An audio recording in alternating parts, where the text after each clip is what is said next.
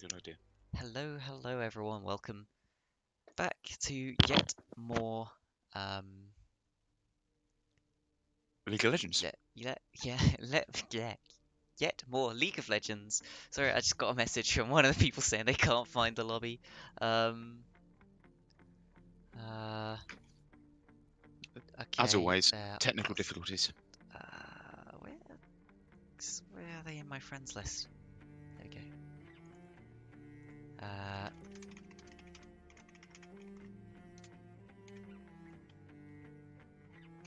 Okay, my. I think the teams are all in. No, we're still waiting on one person. Um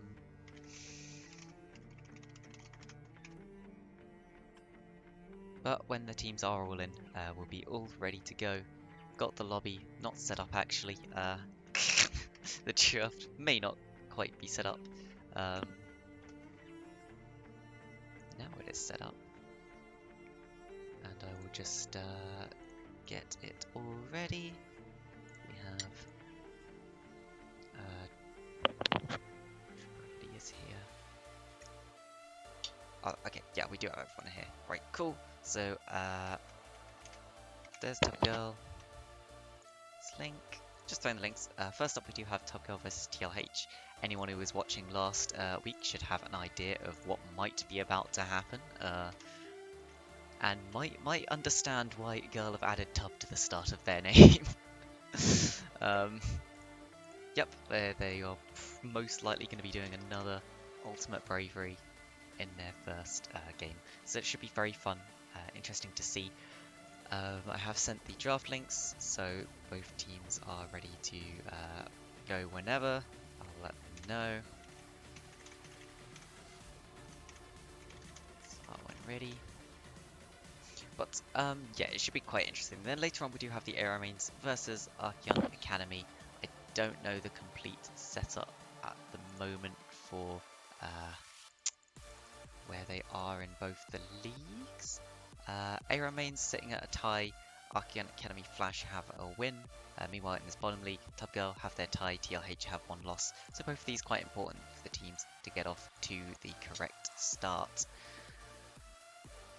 Yeah, we have had a redeem before we even started, so we do have to spend a little bit of time telling you about why Aurelian's Soul Tank is OP.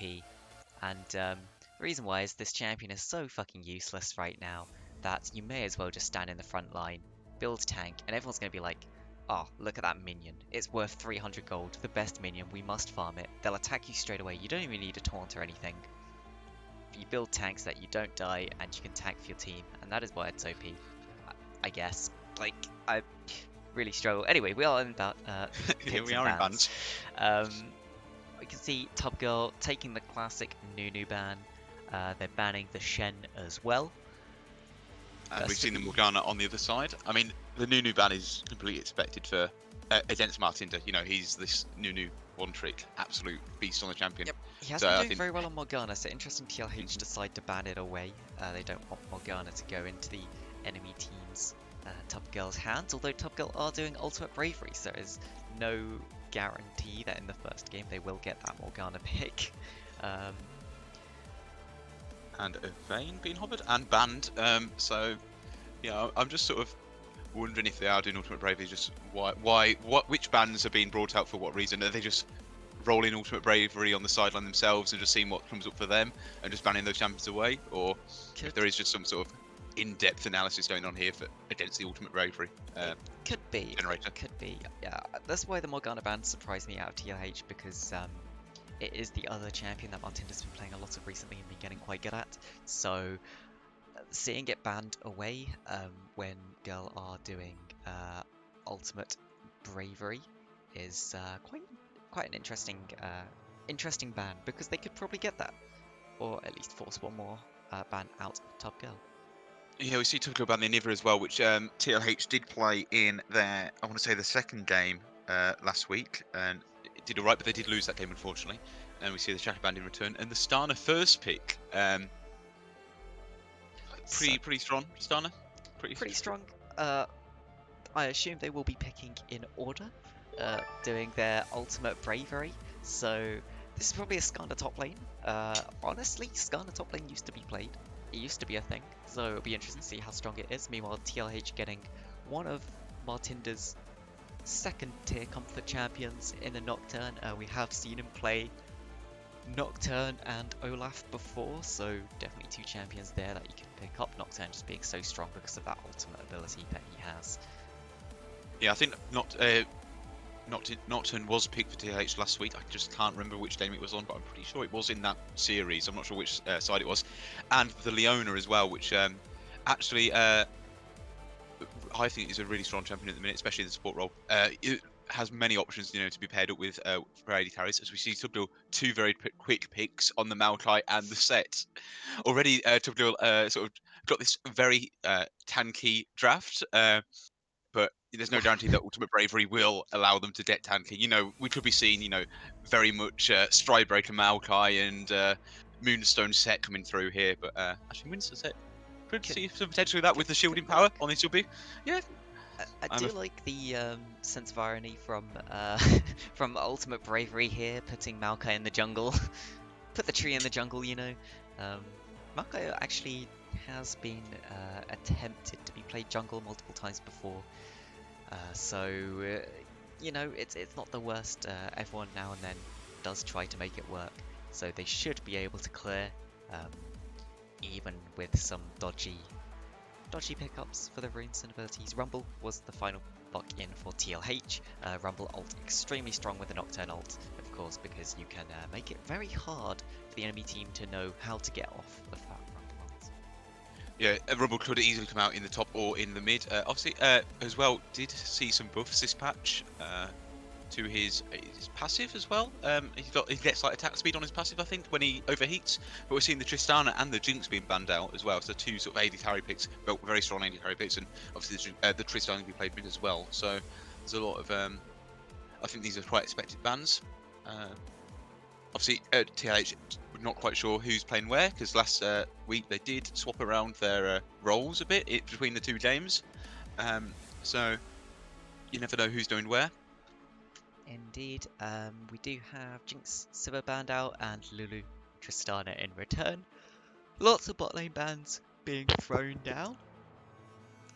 It will remain to be seen which ADCs this will leave up for TLH and whether TopGirl will be able to get an ADC this time. Last time we did see they got an ADC. They got that misfortune in the jungle. You can still call it an ADC, but it had to build a Warmogs and was not the best thing to happen. I mean, the set is delivering dish out a lot of physical damage, so I don't think they need to worry too much about it. As the Yona's picked as well, so that's probably the mid lane, and that means probably the Rumble's going to go top. As Trundle and Master Yi, I mean, this is just a team comp to be had, isn't it? I mean, there's a lot of setup CC for the Master Yi to just go to town, but then will this Master Yi be actually building useful items? That remains to be seen. Obviously, Trundle really quite strong, especially into the Leona as well. Have to watch out whoever's playing the Leona, what runes they take, because that could be a problem for them. Not going to say any more in case they listen. And then with Caitlyn's being hovered right here, I think that's probably a good choice. I mean, you're getting some range on 5 melee from the side of Tugdual. Yeah, so, a lot of range, a lot of traps. I think even here, like, I wouldn't even hate seeing variation in the build, deciding to max traps first even for the extra headshot damage and just the fact that the zoning potential of the traps is going to be absolutely massive when it comes to these team fights, and you want to try and keep the Skarner, the Maokai, the set, everyone from jumping back into you.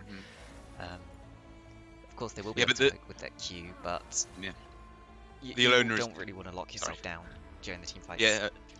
Definitely. The Leona is perfect here, obviously, to give all this heal to the Caitlyn as well. I mean, if Master Yi tries to Alpha Strike onto the Caitlyn, then Leona can just Q easily, get that stun down. That extra damage as well coming from her passive, that mean that Caitlyn's going to be hitting harder. So I think, despite Tugdual's Ultimate Bravery draft, TLH have seemed to answer this pretty well. You got the Rumble to burn through the tanks, relatively strong TBS from sort of everyone else, and Leona with all that CC and peel. Yes. So we are currently just going through the pick bans in the client. So we still have a few minutes to go. In fact, I can put in this prediction. That'll be a good thing to do in the meantime. And everyone can make a prediction whether Girl will be able to win with their Ultimate Bravery draft and keep TLH on their lose streak, which they did break, to be fair. They managed to get a game winner in a series last time. I have no idea how much time I just put onto that prediction thing. Okay, well there's five minutes to do your predictions, so we'll get to see the start of the game, which could be very interesting in affecting the predictions. No, I would say a very sensible draft from TLH. Obviously, you can quite argue that like Tubgil is like a free win team. You know, the Ultimate Bravery doesn't often help them. But you know, this is a very sort of well-rounded, sort of sensible draft coming out from TLH. It was nice to see them other than the Yone. I'm still not quite sold on it in most situations, but can't really argue with this too hard. It just depends if we're going to see this sort of like an Assassin Nocturne or more of the sort of the Meta Bruiser build.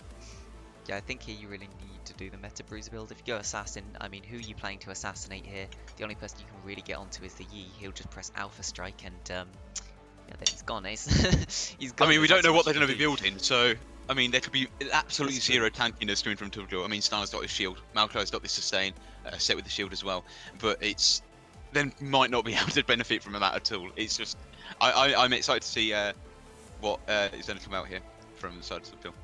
Yep. Worth noting as well, Yone should be able to provide some peel to Caitlyn if they want to play it in this sort of fashion. Yone's ultimates, when cast, will pull whoever he hits back towards wherever he ends up, so you can use that from the back line in order to pull people away from your back line. Whether they realise that their win con during the team fights might just be keeping their Caitlyn alive or not is a completely different matter. But I would hope they just throw everything into keeping Caitlyn alive, because the range on the Caitlyn should eventually outvalue what Girl can do in these team fights. I'm just sort of interested in which positions these characters on Tubgil, these champions on Tubgil are going to go. It looks like we're going to be seeing the Master in the jungle, and probably the Maokai in the set in the bot lane, which is Maokai's got some sustain, can walk up and take some damage quite easily, and then regen that with his passive. Of course, with Maokai in the bot lane, remind me of not the Yordles, who was it? The AD carry Maokai son from like 2013 maybe. I'll have to Google a YouTube what this is now. Yeah, I don't remember that. Instalock, there we are. Sorry, I was thinking of the Orders, which is the other sort of like band, but it was Instalock did the song AD Carry Maokai. If anyone can remember that. From August 2013. That's a blast from the past, isn't it? Very old. Yep. Oh, O'Neill in chat is informing us that Girl have 0 flashes. Ultimate Bravery here, not wanting to help them get onto the enemy backline. Maybe they'll have some ghosts though to help them with that. Awesome heals. Also different speed. Yeah, heals. Maybe an exhaust, so that if they do get in range, they can keep them close. But we'll have to see how that has affected them. Did have a chat with them last time, and we do know that in terms of what they are taking, Preston is allowed to swap out one of his summoners for Ignite, so we will be seeing an Ignite out of Preston, and Takodim in the jungle is allowed to swap out one of his summoners for Smite if he doesn't get it, so that they are able to jungle and provide some sort of resistance at the very least. So those 2 summoners are guaranteed. I believe they're also allowing any starting items as well. They're not relying on Ultimate Bravery for the start items, so we should see some fairly normal start items coming out. And hopefully that should provide at least some resistance, even if this game goes completely pear-shaped. Meanwhile, I just hope TLH just realise they probably just need to scale into an Ultimate Bravery team, and they're almost guaranteed to win the game from that. Yeah, completely. I'm actually excited to see the Stana versus the Yone in the mid lane. I'm just waiting for the Stana fracture into the stun into the dragon to the tower, and just watching the Yone to the tower over and over again. Obviously, having the Stana in the draft there will potentially force TLH to pay the tax and get all these QSSs. Obviously, Nocturne, Yone, Caitlyn can get the QSS fairly easily because obviously it builds into things I would want anyway. The Rumble not so much. So it's you know, it's even though Stana is probably not what you want in the mid lane normally, having it on your team means that the enemy team has to pay the tax, of course. So it's a little bit getting back at a sort of an advantage. Not going to be much maybe at the end of the day, but we'll see how many QSSs are bought. Yep, and QSS not the cheapest item, so definitely something to No. take into account. And a little Oh bit dear. of MR might not be too useful. They do actually have some ghosts as we go into the load screen. There are ghosts on Skarner and Maokai, so we'll be able to potentially run some people down. Skarner should be able to get quite close. We do have the teleport Smite Master Yi. The geniusness there of not wanting to waste time backing and walking back into the jungle, so you can TP straight there. He can pressure all of the lanes because you never know when that Master Yi is going to TP into the lane. There is a cleanse on the set, could be very useful for when he wants to jump into that backline. You would imagine he'd get instantly stunned by the Leona, so cleanse could definitely help out there. Yeah, same for a Caitlyn trap as well. Can cleanse the Yordle snap trap and just continue marching down on the Caitlyn. I'm looking at the Trundle, the heal ignite. That's quite spicy though. However, heal and fleet forward not terrible on Trundle because you obviously get all that extra healing from your W as well from the frozen domain. Neither is the same with the fleet forward. It's not the worst in the world for him. It's something you would probably take into like a ranged matchup in the top lane.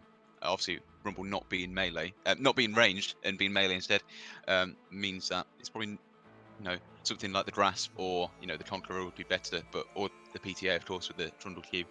But it's nothing out of the ordinary for the Trundle. Obviously, some of the spells are, but they have their value, don't they? I think, yeah, the thing that I like most is this Skarner build. It's actually Ultimate Bravery's being quite nice here.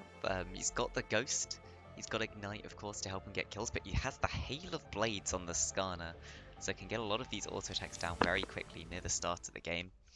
And should be very interesting to see how this game progresses with that. Mm-hmm.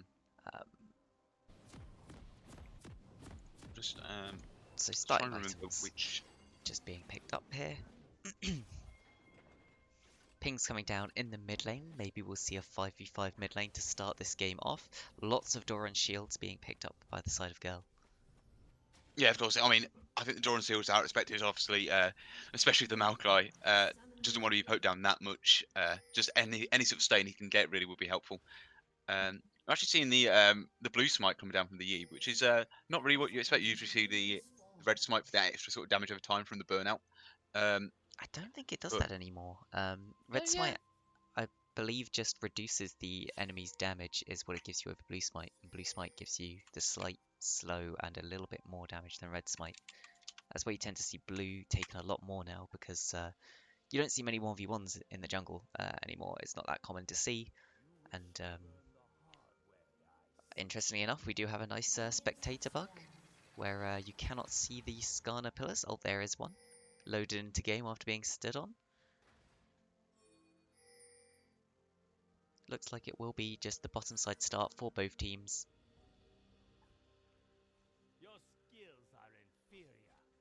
So, fairly standard going towards later in this game. yeah, we're seeing this bot side start for the E and for the Nocturne. I think it's he's probably just wanted to farm as much as possible. I think he realised that there's probably not going to be many gank opportunities for him. Obviously, there's plenty of CC in all of the lanes. Obviously, you got the Starner, the E from the stun from that, and the Maokai W in the set. The pull in. I can't think what it's called. The name of the ability, but there's a lot of CC in the bot lane if they can get that off. Obviously, the pillar from Trundle is really good CC, really good slow on that. But obviously, I think the Yee's don't look to stay out. Maybe would I see him back fairly early on and then TP back into the jungle somewhere, into one of his lanes towers, and then just run straight into the jungle. Obviously, not to try and probably match that and try to farm as well. The fight in the mid lane though. That's quite a lot of damage onto Preston. Sandarius really using the fact that that Q is a very spammable ability early on from the Yone, so a lot of damage can be done down. Level 2 is hit in the bot lane. Nice stun coming down onto Revka. Revka's trying to get out, uses the Zenith Blade, but there's I have to use the nice heal. heal and flash having to be used there from TLH's bot lane in return for just the ignite from Troll Zoe. Meanwhile, in the top lane, Gwen sucks here, going in on O'Neal, but he's taken so much damage for being forced to flash. Something that I did just notice is that's a Doran's ring on a Rumble. Yeah, it's the Dawn's Ring on Rumble. Things like that as well. It's not so bad anymore since taking CS with the Dawn's Ring when you're not a mana's champion. When you're not a mana champion, just gives you health back instead of the Oh, mana. yes, they So converted it. it's I forgot. it's never terrible. As we see, tries to go for the stun here, but doesn't get Slight the stun. Just burn. lets it happen. That's a lot of damage being put down onto Troll Zoe and Revkit in return. The cleanse comes out from Troll Zoe to get rid of the last of that ignite. Flash forward from Demi here, trying to get onto Troll Zoe, but there isn't any vision. The Zenith Blade goes wide. Q is used. They will pick that up, and Saboteur might be able to turn something back here. Trying his hardest to pick this up. W's down onto the Caitlyn. Will pick up that kill. Can get a Maybe double with kill the here. help of these minions. There we are. But the double kill is just about picked up. Such a close fight there. Overall, I think you might prefer the 1 kill on the Caitlyn though to 2 kills on your Maokai. I think so. I think Caitlyn might just, TLH in general might just say that's just a win. All that first blood gold, as Caitlyn's going to come back with 2 long swords now. Lots of But control wards actually being picked up here from the bot lane of TLH. Definitely wanting to control the vision around this bottom side of the map, make sure they get those early drakes. Don't allow Girl to try and snowball this at all. Sandarius putting lots of damage down. Gwen sucks he's here, doing being ganked, but there's no real CC. The pillar will stop them for a little while. A nice alpha strike there, no. leveling the aggro, but they didn't quite have the damage. It looked like Taco Tim there just didn't want to follow that up. Sandarius is fighting really hard with Preston here. So much damage being put down. Flashes out to keep himself alive, knowing that the last ticks of that ignite will pick up their kill. Very well done there from Sandarius in the mid lane. Yeah, I think Massey could have got the kill on the rumble there, just with one more attack. Trundle was tanking. I think he was going to be fine, especially if the Alpha Strike came up again. But it's obviously Gwen sucks living there. So the set drums up the top lane to gank, obviously leaving his Maokai down the bot lane just to wait for the waves to crash. Trundle might be a bit of a problem here, but no, the rumbles just respect the large minion wave and just back off. It's actually interesting to see that the Maokai actually is out CS in the Caitlyn in the minute, even though they're actually on the Dragon now, and so it's probably not going to matter too much. This slight CS lead that Maokai's going to pick up in the bot lane. Yep, a Cloud Drake is, of course, not really the Drake you want early, but when your team comp is probably going to be stronger and you're really looking to secure these Drakes, a Cloud early is quite nice because it does mean that you're not going to end up with that Cloud Soul, so that is the Cloud Soul off of the table. But you would generally just prefer pretty much any other dragon early. Well, I think it's not going to be too bad on the side of TLH because obviously the reduced ability cooldowns for the Nocturne, there's going to be more ganks as the Yee's coming in here. Lots of damage. A big fight in the bot lane here, and Demi will get picked up in the 3v2. Yi is going down now onto Revka as well. He'll try to get out of this one with the Leona, but Preston's coming down as well. Into Preston. Girl not wanting to keep the Leona alive there for Preston to pick anything up, so not too much. I think, there's just a lot of CC in this bot lane here. I think there's not much respect coming from TLH for this amount of CC if they get onto you, or they're just sort of not poking down the Maokai the set enough. And she's set down mid now. From Troll Zoe coming in here, not managing to get the stun onto Sandarius, looking a little bit oh, but Sandarius turns it around. That's a nice W there to keep Troll Zoe alive. Will get picked up by Sandarius in return, but Sandarius is in a lot of trouble now. There's Skarna's suppression. Can't get the Yone back into the tower, but will just auto-attack him down and pick up that kill in return. Yeah, 1-for-1 there, not being terrible for a good team. I mean, I'm not really sure what Troll Zoe was thinking of really coming into that level 3 versus level 6. I don't think that was ever going to really work out for him. The set was never going to walk out alive from that. But starting to be able to pick up a kill in return, good for the Starner, gets me back as Trundle's going to try and run down the Trundle here. Trundle's trying to run down the Rumble here. Sorry, Yes. It sounds too similar. It does look Actually, like Rumble is rushing towards those early Ninja Tabby, just picking up a bit of cloth armor. Of course, it has a lot of value into Yi and Trundle. um, I think you mean Trundle plated Rumble. steel caps. Actually, Oh, not Ninja Tabby. yes, that is their new name. I still always just call them Ninja Tabby. I can never remember that that name was changed. Um, but in the meantime, it looks like Ultimate Bravery has been quite nice to Girl here. Zabator on the Maokai getting a lot of kills. Looks like he does actually get to build tank as his first item. He does have the Barmy Cinder and all the makings of one of those Mhm. heavy tank items. Oh, we might see another fight here. But here's an engage. Revka's trying to keep himself alive. The ultimate is thrown out by the Maokai. Leona only level 5 will get picked up in return. Taco Tim wants to He's pick something up. TP'd in the bot lane as well. He's TP'd in, but there's the ultimate from Martinda coming in with the Paranoia. We'll just pick up one kill there. But this Nocturne is not very tanky at all and should get picked up in return. Revka really nice there, managed to keep himself alive. Zabator will try and turn it around, but Subgirl Yeah, just don't have the damage right now. This also looks like they have a tank Yi being built. I mean, if it's the Sunfire Cape, I mean, that's a lot of the immolate sort of on-hit procs that you could be getting out from the Master Yi. But it's not something you really want to see. Especially in Ganked the in the Yona come mid down. lane here. Nice CC layering there. Preston can't do anything, can't move, and will get picked up. Yeah, I think obviously the bot lane had a bit of a rough start for TLH, but I think that last fight and this down to the mid lane is exactly what you want to see. You know, Yone on 3 kills, Caitlyn on 3 kills. They're going up with this Rift Herald now. Obviously, will help them get more gold for their team sooner with the tower plates going down. You know, it could lead to them ending the game out much quicker as well. Yes, and this is, I think, the best showing we've had from TLH. They have moved some members around, got some couple of new members in, and they do look to be a slightly stronger team than they were previously. Hmm. Yeah, last week we saw Revka in the mid lane on the Nico in the first game, and then in the bot lane on the Thresh. Because he got the not blind, but the Baron steal with the Thresh hook, Oh yes. which was probably the highlight of the game, maybe. Seeing the plate slow down for the Nocturne and the Yone in the mid lane, starting to be able to kill the Herald and then farm this wave. We're going to get Dragon up in 34 seconds. That's to be Ocean Soul. Obviously, either team would love to get this Soul, I think. Oh, Oh, Soul, but Dragon. Martinder a little bit caught out here. So much CC will flash, but get taken down in the end. Goes over to Zabator. I think the Barmy Cinder there actually doing the final tick of damage to take that kill. Tackling Kimso looks to counter juggle the top side away from the Nocturne now, instead of going down to the Dragon, which I don't think he's really got time to do both before the Nocturne spawns, which could end up being a mistake. I think Tub Girl would actually A really lot love of to get damage this on Ocean Control break. Zoe. Down below half health. The stun comes in. The ace in the hole from not quite melee range out of Demi, but they will end up picking up that kill in the end. Yeah, just completely out of position there from the set. Obviously, trying to get some vision advantage around the bot lane for this Dragon that's coming up now. As we've seen, Malco just trying to solo engage onto the owner. Nocturne's now going to come and try and solo the Dragon. Actually, no, Yona's coming to help, but Yona's getting Oh, the and ultimate Spirit tower. pulled into the tower, but that was not a good ultimate from Preston. Just forgetting that Yone will flash back or bounce back to where he originally used that E. Hmm.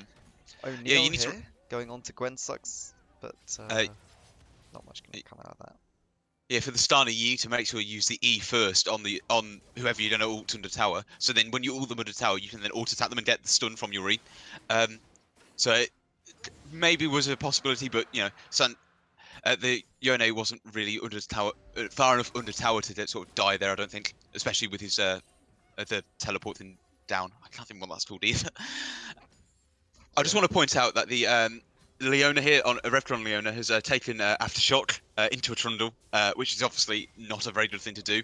Obviously, because if Leona stuns anyone or CCs anyone, she's going to proc the Aftershock and get loads more resistances. That's a prime opportunity for O'Neal on the Trundle to then ult Leona, take in all those Aftershock resistances as well as her W resistance as well, meaning that Trundles get really tanky, and then if Revka's Aftershock and W wear out, while the Trundle still in effect, Leona might be stuck on negative resistances, meaning that she's going to be the suspicious person on the team. Yeah, oh, it looks like there's an engage in the bot lane here. Revka maybe not really wanting to go in for that one. A No, lot the of Yi's damage will be here. put Maybe we'll be able down. to pick up this one. No, given to the Maokai instead, who's actually gone for the he's had to go for the chem tank. So he's going to get that extra CDR, that extra sort of ability to run at people, especially with the W as well. And the So Moby Maokai boots. being, I mean, it's just a massive engage tool from the Maokai, I think, as we see another fight in the mid lane. Preston and Sandarius just trading blows continually in this mid lane. Sandarius up on kills, up on CS. Getting a better Preston right now. We'll have to see if that does continue into the second game. As Caitlyn's caught out. Ends up having to flash and net away. Putting a lot of damage back, but that's a headshot potential onto Trollzo. He won't take that attempt. We do We're also actually have seeing Moby Boots on Yi. We're actually seeing AP items coming out from the Trundle right now, which is going to be interesting. Obviously, Trundle's AP Stain comes from his ultimate. I mean, that's going to be even more percentage health damage coming down with that. Yeah, it does look to be a Leandry's. Ultimate Breaker actually helping out a little bit here. Hmm. Suppression onto Yone, but he's just going to flash back again. Oh, Not the set up. time. Lots But of coming that's in, a though. nice turnaround attempt from Sandarius. The Paranoia will help keep him alive as he cannot be seen. Sandarius will take an ignite there and walk out. Rumble teleporting down does use the ultimate. Taco Tim should fall, and that's a 2-0 in favour of TLH. And Yeah, that's a really good sort of moment of team play there from TLH. Obviously, the Nocturnal with the Paranoia coming in, saving Xanderis on the Yone, allowing him to walk away, and then just picking up 2 kills off the back of that. So Rumble might be caught out here. Looking to watch for the... should be able to just walk out of this one. yeah. Yep. I just want to see what Trundle's maxing. He's gone for the Q first into the W second, which is pretty standard into melees for the top lane. Obviously, you're getting all that stealing AD and then getting a bonus AD from your Q and then the extra attack speed from your W as well. So nothing too out of the ordinary for the Trundle in the top lane. Yep. Open out as well. There's ult, but there's a big fight happening in the top lane here. O'Neal forced to use that ult just to heal himself up a little bit. A slow comes down onto the Rumble, but surely Rumble will be able to walk away. Will overheat with the flamethrower on. Overall, not too much going on. Looks like he will go in and try and get Well, the there's a kill. heal and ignite. Is thrown down. O'Neal really thinking that he can win this one as well as long as he turns it around. Overheating again, yeah, on the Rumble. But I think the Trundle is just bitten off a bit more than he can chew there. Sandarius is just forcing down the mid lane. So much damage coming out. First tower picked up. I think as well, for people that don't realize, Gwen Sucks, I believe, is a dropout, and he's renamed his account to TLH Gwen Sucks. I don't know what exactly he means by that, if he thinks the champion sucks, if he just dislikes the champion. But it is a double C as well, so maybe he really likes the champion. Well,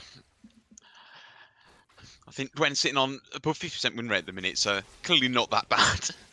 Yeah, just took people a little bit of time to get used, but Paranoia thrown out into this mid lane, into the knock-up, and very good timing here coming out from the duo of Martinder and Sandarius, continually linking up this CC together, and it's not much Preston can do. Yeah, this is exactly what we want to see from TLH with the Nocturnal. Obviously, the Cloud Drake earlier means that he's getting more ults available to him. So he's using that as pretty much on CD, especially around the mid lane. I think there's been kills every time he's been used it, so it's been really effective from Martinder here. Yep, we will be getting an Infernal Soul in the end, which will provide a lot more burst for the side of TLH, which can Trundle very needs much help them. to... Ooh, there's the ultimate comes out from Rumble. Trundle did throw down the ultimate just a bit too late. No healing coming out. But there's the Ghost Engage from Saboteur in this bot lane. Refka's doing what he can to keep Demi alive, but the TP also coming in from the Yi. Dunk back onto the Caitlyn. And that's one picked up already. There's not much Refka can do. He's trying to get to Sandarius on his way to try and save this team. A nice double knock-up from Sandarius. He's throwing down so much damage. And here comes the rest of the team. Martinder here to help as well. They're turning this fight around, and they're just absolutely winning it. This Sandarius on this Yone is just so fed. Refka does go back in and ends up donating a kill over, but it does mean that they get that last kill. In return, they can throw this Herald down, pick up another tower, and pick up that Infernal Drake. Meanwhile, in top lane, Rumble got a tower. But that they did look really good for Gil then right at the start with all that CC coming down from the engage from the Valkyrie and the set following that up. But you know, Islanders was there to react. Nocturne, Martinder on the Nocturne was coming in as well. Allowing just they're really fed at the minute, obviously. Just clearing that up completely, turning this you know what could have been a double kill for someone on Girl to the 4 kills coming over for TLH. Yep. Seems like DB's just turned on the stream and he has absolutely no idea how there's a 6 and 2 Maokai. Well, Maokai set seems to actually be quite a strong combination early, as it turns out. It looks like we are getting the full tank Maokai as well. There is a frozen heart that he's building towards. Will make Yone, Nocturne, and Caitlyn not as strong. Are we sure that he's actually rolled Ultimate Bravery and he's not just building items that he Yeah, wants to? if it's Ultimate Bravery, this is really quite lucky for him. I'm not quite sure what the Trundle's doing right now with the Church's Shard picked up afterwards. I think it'd be much better finishing off that Leandri's Torment. Just that all that extra damage on his ult. Oh, but there's Oh, the engagement pillar in mid lane. misses. Demi does flash straight over that pillar. A good attempt, but it's just Girl are just too fast with those Moby boots, with the speed buffs, and Yeah, a bit caught out there, especially with it was good collapse from Dull. Obviously saw that the bot lane in the bot lane of TLH in the mid lane was just too far pushed. No one around to really react to that, so it was an easy kill for them. yep. We will see TLH now shoving out this mid wave. I think we've got some very interesting things coming up. Preston actually pops the ghost there on the Skarner. I'm not sure that's really what you want to do. Interesting mythics. We do have the Locket on the Skarner helping his team, but oh, Rumble being pulled back into the tower there. They'll throw the ultimate out. Revka also throwing down the Solar Flare just to help Gwen get out of that issue. Sandarius going in on Troll Zoe. That's a lot of damage being put down. Not quite enough to finish him off though. Quite enough. So we've seen the Ice One come down from the Master Yi. That's to make him like a lot easier for him to stick on these targets that he wants to try and kill. Yep. Obviously, it's not a lot of damage coming out, but you know maybe that staying power will but lead to some kills. taking the 1v1 against O'Neal here. O'Neal throws down the ultimate, but he's just nowhere near strong enough to deal with the 2 items on the Nocturne. Yeah, interesting enough from the Yi, he's got the Moby boots to help him get onto them in the first place, and then he's got the frozen gauntlet there to just keep on them. Weirdly enough, that could work. Yeah, we're not seeing anything that's really terrible coming from the Ultimate Bravery in terms of items. I mean, the set building, is that to be Kraken Slayer or the Shield Bow? Might not be the best thing you really want, but again, that extra shield, it's not to be the worst thing either. Oh my god, Ultimate Bravery is just a genius as well. It's given the Locket to the Skarner, and now it seems to be giving him some sort of enchanter item to build in order to boost that Locket shield power. Yeah, the Ultimate standard Bravery does really have a got its stuff big together shield on today. his W as well. Yeah. There's a lot of sort of small synergies coming out. I think either they might be cheating the Ultimate Bravery a bit, or the Ultimate Bravery, they've just, you know, need to go out and buy lottery tickets as well. Yes, they really have high rolled Bartinder here, going onto the Maokai, really wanting to pick up just more kills. They will give it. Oh no, they're not going to give it over to the Caitlyn in the end. Sandarius is going to pick that up. 10 and 1 right now on this Yone. So incredibly strong. 2.5 items. They do just start up the Baron, and TLH should be able to pick this up very easily. And they can probably just death ball to the end at this point. Yeah, a Tumbledore can't contest. They're going to go for the mid tower, sort of like a consolation prize. But I think that's all they're going to be able to get. If they even get that, it's going to be left to about a third or a quarter HP. The extra attack speed on Troll Zoe is not quite enough to enable to get them that tower. Here we go. Preston going to be picked up yet again in that mid lane. Not having the best game here on the Skarner. Definitely not a champion that he's played much of. And yeah, unfortunately, the Locket Shield just wasn't enough to save him there into all that CC and all that damage coming out from TLH. And Zabator might have just walked too far forward. It's a nice dodge into the Zenith Blade, but he's going to take so much damage and will get easily picked up there in return. Girl are just doing what they can, taking enemy jungle, taking enemy towers. Maybe they realise that there's no way they can defend this inhibitor, and they just plan to try and defend at the Nexus tower, so getting what gold they can in the meantime. But TLH probably will just walk this down to the end of the game. Yeah, almost all ultimates up for TLH. It's just the Leona R that's missing at the minute. But I mean, the Paranoia's up, the Rumble R and the Yone R. So they've got a big team fight ready to go. They just need to sort of pull the trigger. And I don't think there's going to be much that Top Build can do about this. And they are playing, TLH are playing it super safe right now, just trying to push down the other, the top lane as well as that mid lane. Not going for that coin flip fight to try and end the game right now. Sandarius has found Taco Tim and Troll Zoe on the side. Troll Zoe trying to flip back, but it's not quite in the right place. Sandarius will get pulled out of this fight just in a minute, but there's so much damage being put down by the whole side of TLH. Girl just cannot do anything to stop them. They do manage to pick up the single kill onto the Rumble, but apart from that,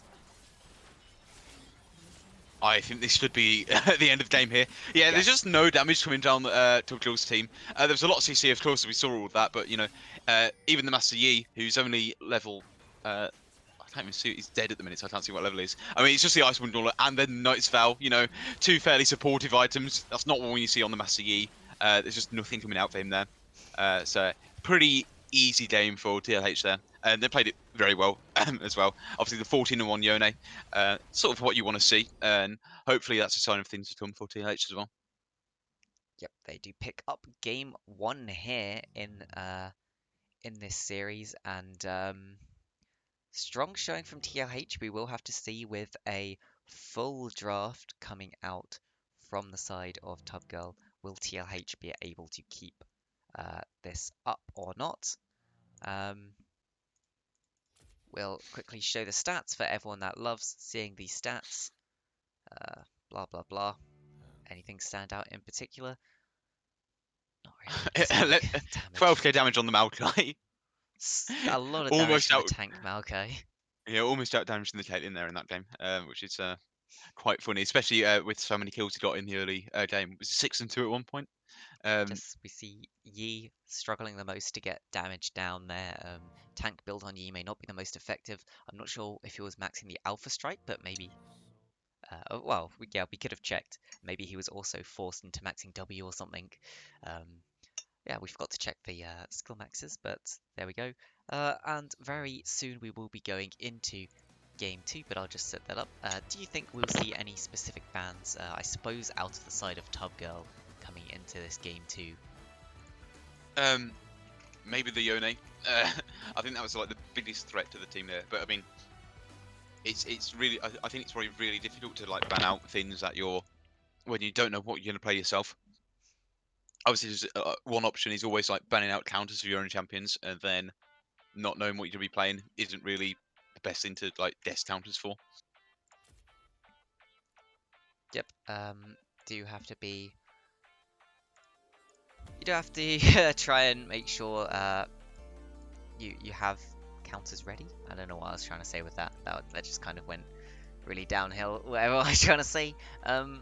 But yeah, it's, definitely something to look out would be potentially this Nocturne, potentially this Yone. Of course, we expect the Nunu ban to stay.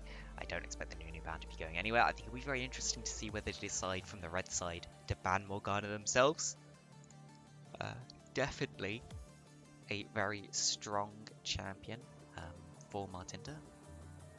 I mean, we could potentially see the Maokai ban, obviously because the Maokai did get very fed very early, but I think any sort of ban would be like that would just be for disrespect, I think.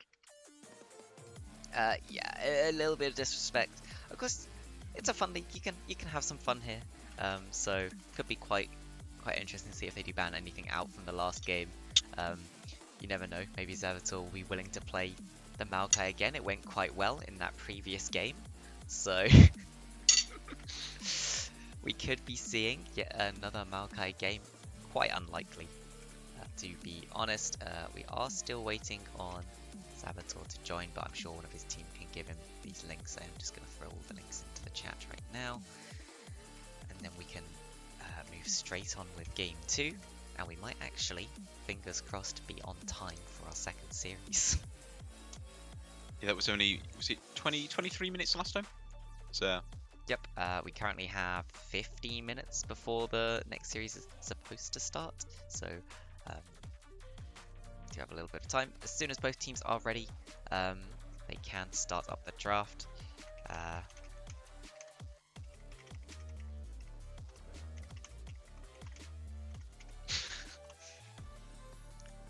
And yeah, so I would be definitely looking at the side of Top Girl here to see what they ban out, because they can force Martinder onto one of his weaker picks. Definitely, he does have his favorite champions. If the Nunu's open, the Nunu will be picked. Morgana seems to be something that's just being banned against him a lot as well. And this Nocturne is what he'll default to when the Morgana's gone. Interesting to see what the next champion down the list would be. We have seen him play the Olaf before, but he really does not play the Olaf much at all. So, something to keep an eye out for. Yeah, definitely. I mean, very good performance on Nocturne, very good uses all there. So I think that's probably going to be maybe a closer route to the Nunu in terms of potentially getting banned. Obviously, I don't think the Nunu ban's going to be going anywhere, but it might be interesting to see if teams against TLH start banning out Nocturne as well. Yeah, the Nocturne looking a lot better this game than it was in the previous games. And you do have to wonder, at what point does he start to have to think, maybe we've got to stop banning out the TLH jungler. As he adds more champions to his pool, at some point you won't be able to ban him out. Draft is starting up, so we can go straight into it. TLH to ban first.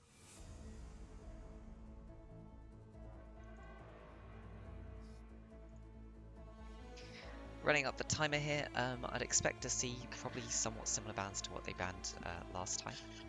Yeah, they banned the Morgana first. Maybe they won't do that again. Maybe they'll look to pick it themselves. But we saw, what else we see? We saw the Lulu and the Tristana ban, the Shyvana ban coming out here. Very sort of interesting, as the Nunu ban obviously comes out first on the side of Top Girl in response. Yeah, Top Girl do play that Shyvana top lane. Apparently it's one of O'Neill's pocket picks, so TLH here just not wanting to see that be pulled out, getting rid of it. Tristana, of course, a big flex pick, can go mid, can go bot lane, and the bot lane of Top Girl is definitely a place to keep an eye on. Top Girl, though, can pretty much carry from every position, so you do just kind of have to get rid of the worst things.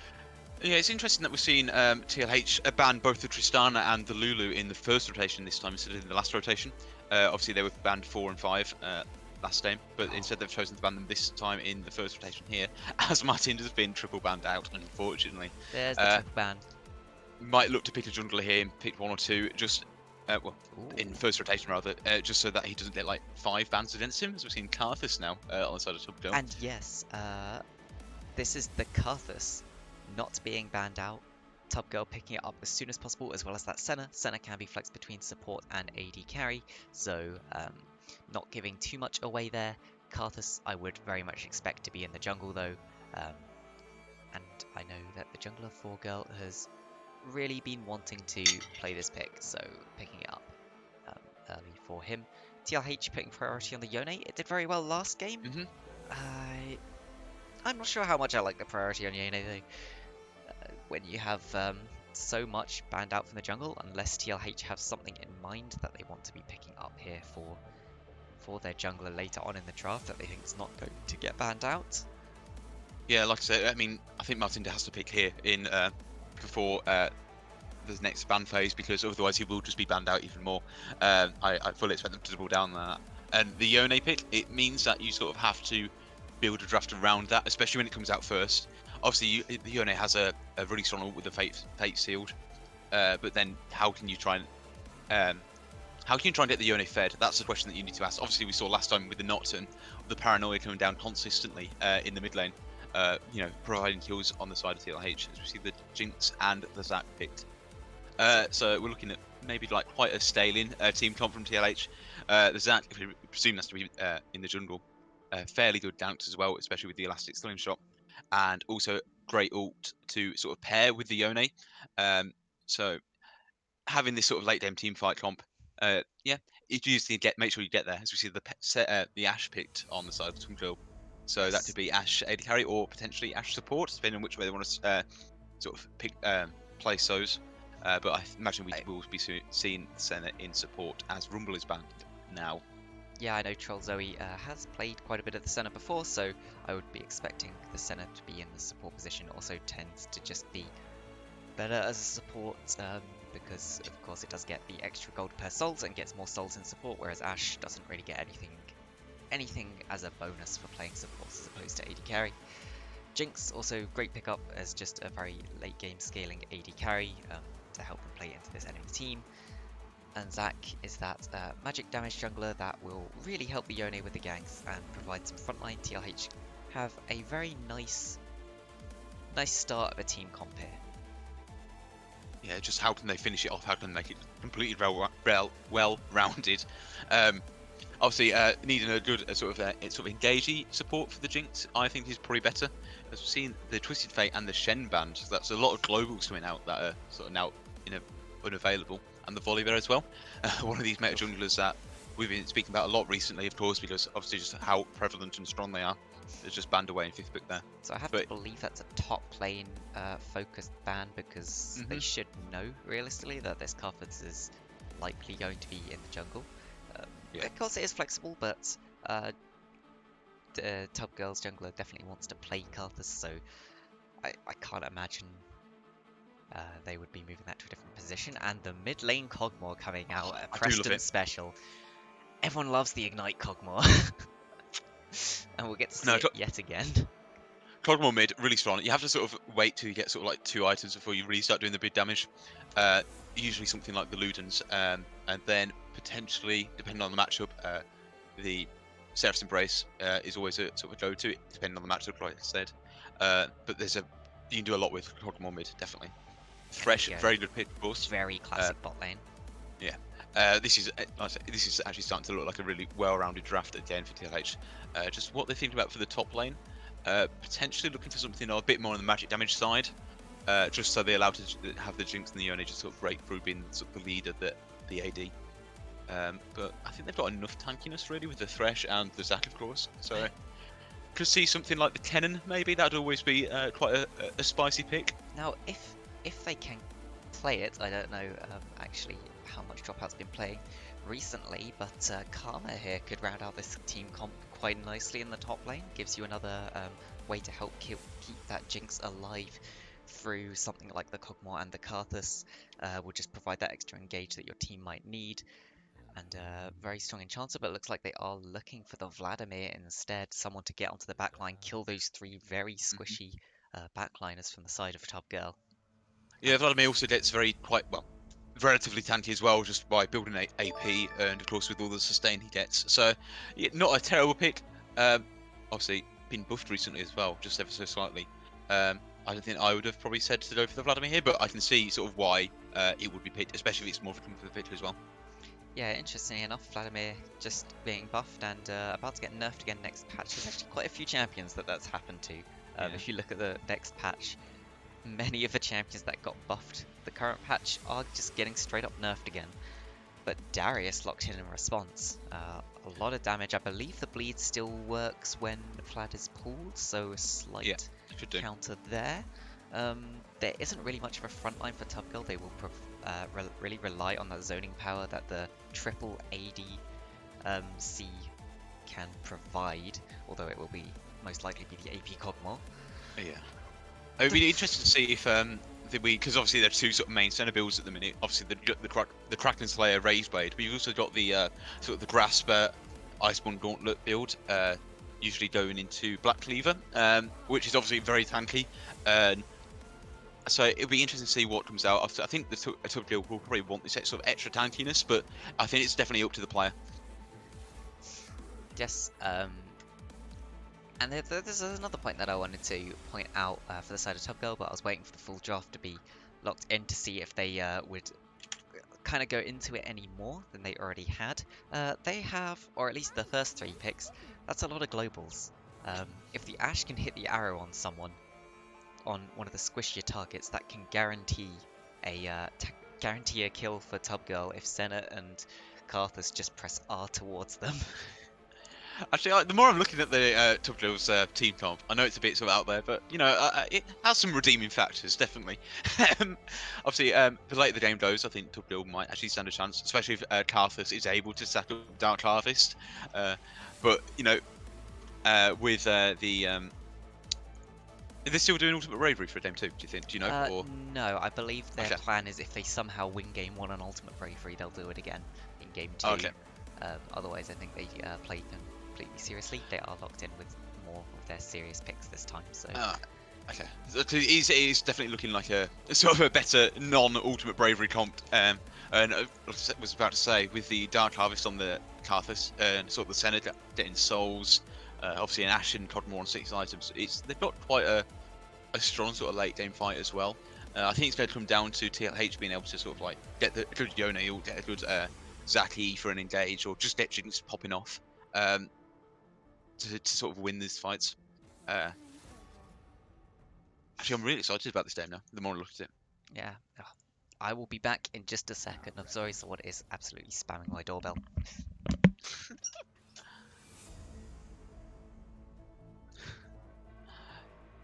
So we've got the predictions coming out in the chat. What's it looking like at the minute? 802-0 for TLH. So clearly no one wants to. Everyone's done the hype train for TLH, trying to double down with that.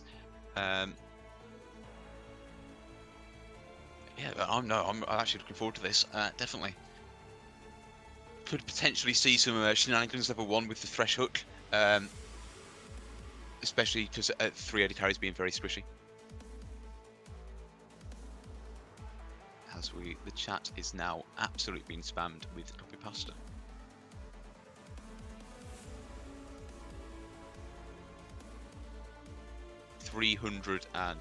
No, 3,200 versus 10 now in the poll. Actually, someone's just voted 500 for Team Club Girl. It seems like the fans are definitely doubling down on TLH.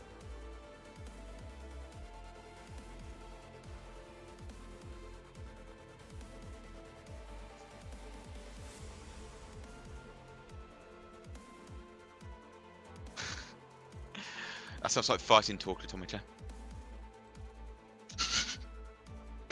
Oh yes, 10% of the time they win 100% of the time.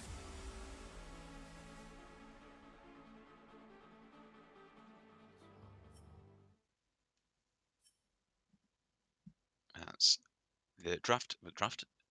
Champion select has just gone through, and we're waiting for the spectator delay. As I'm not sure what the stream's doing. Back on this.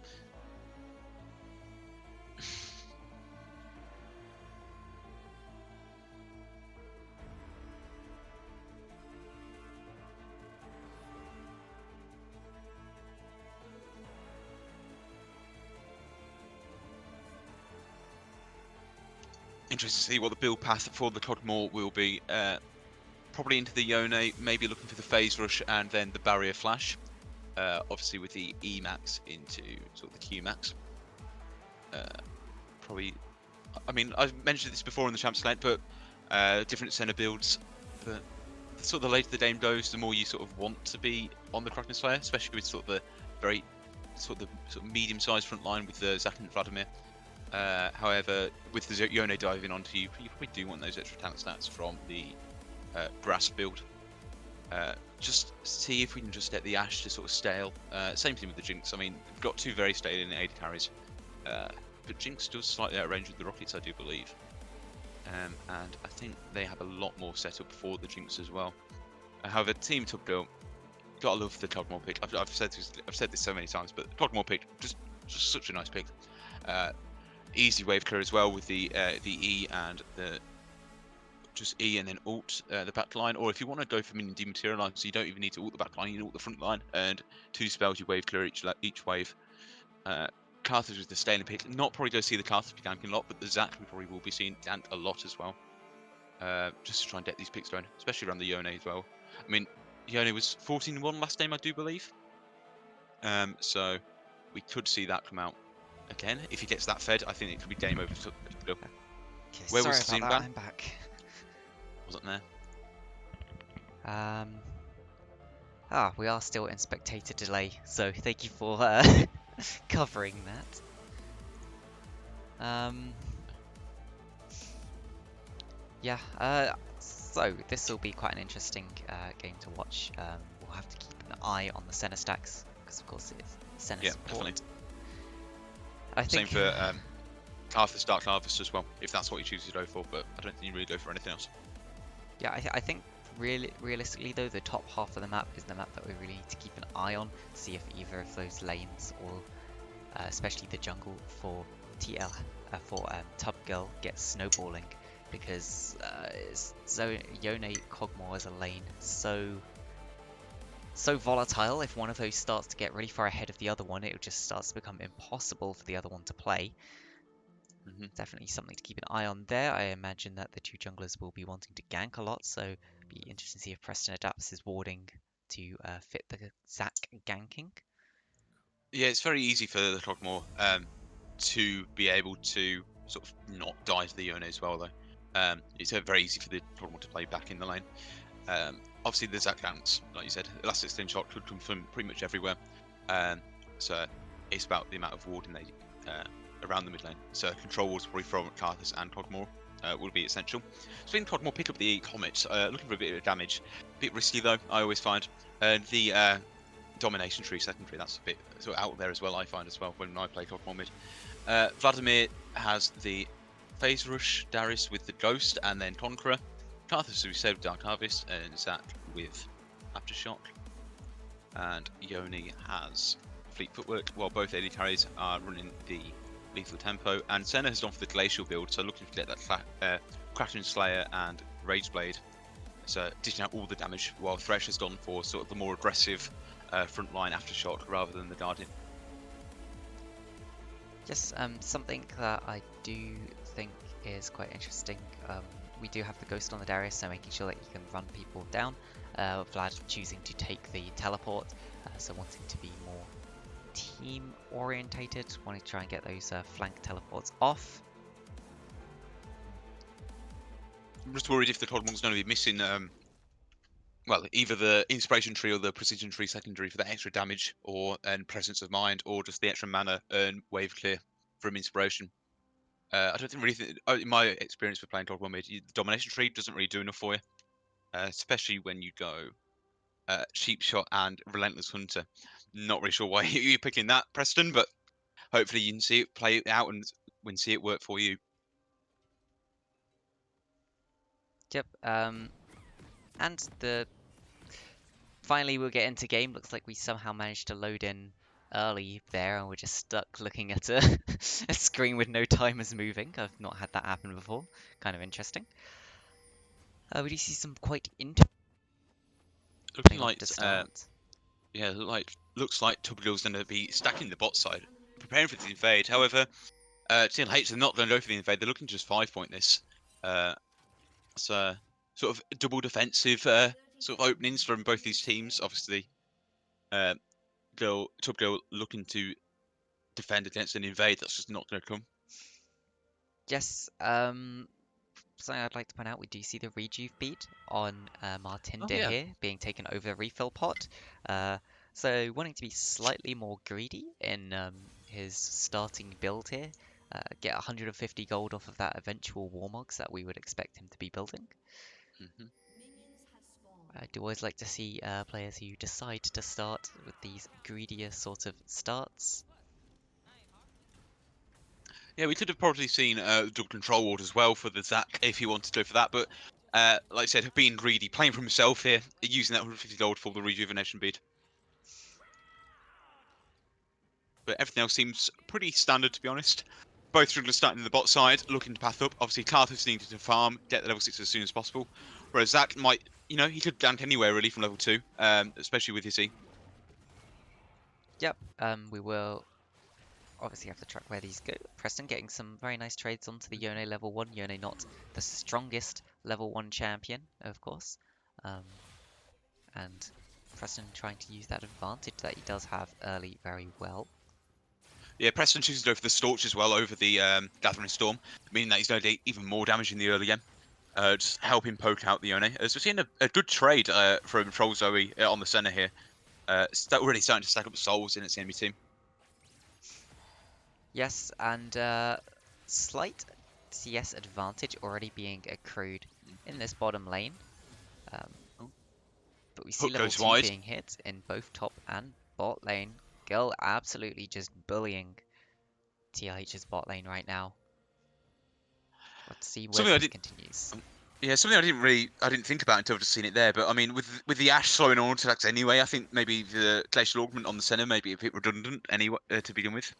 Um, so you got all these overlapping slows on this team on the bot lane of Tub Girl. Yeah, of course, Cholzo is able to use that slightly larger range in order to throw slows down. Um, I actually don't know how Ash's passive interacts with the glacial slow. If the glacial slow's already on, will the passive proc the extra Um, damage, or will it apply a slow instead? so let me Oh, just this have is a look. so much damage going Oh, down into TLH's bot lane, and Demi just dies to repeated auto attacks. That's a first blood going onto the Ash. Bit of a disaster for TLH right now. so the Ash at this sort of stage of the game, the Ash is not slowing as much as Glacial Augment is. So the Glacial Augment is slowing for about 30 something, and Ash is only doing 21 looking at her passive. So there's gonna be Ooh, but Gwen Sucks maybe walked up a little bit too far here. Does go into the pool. Martinder and Sandarius are here to help out, putting so much damage down into O'Neal, who will flash away, try and use the Q to keep himself alive. Goes down in uh, the end, and that is a kill coming back onto the Zac. Not the perfect person to have it in, but you'll take it.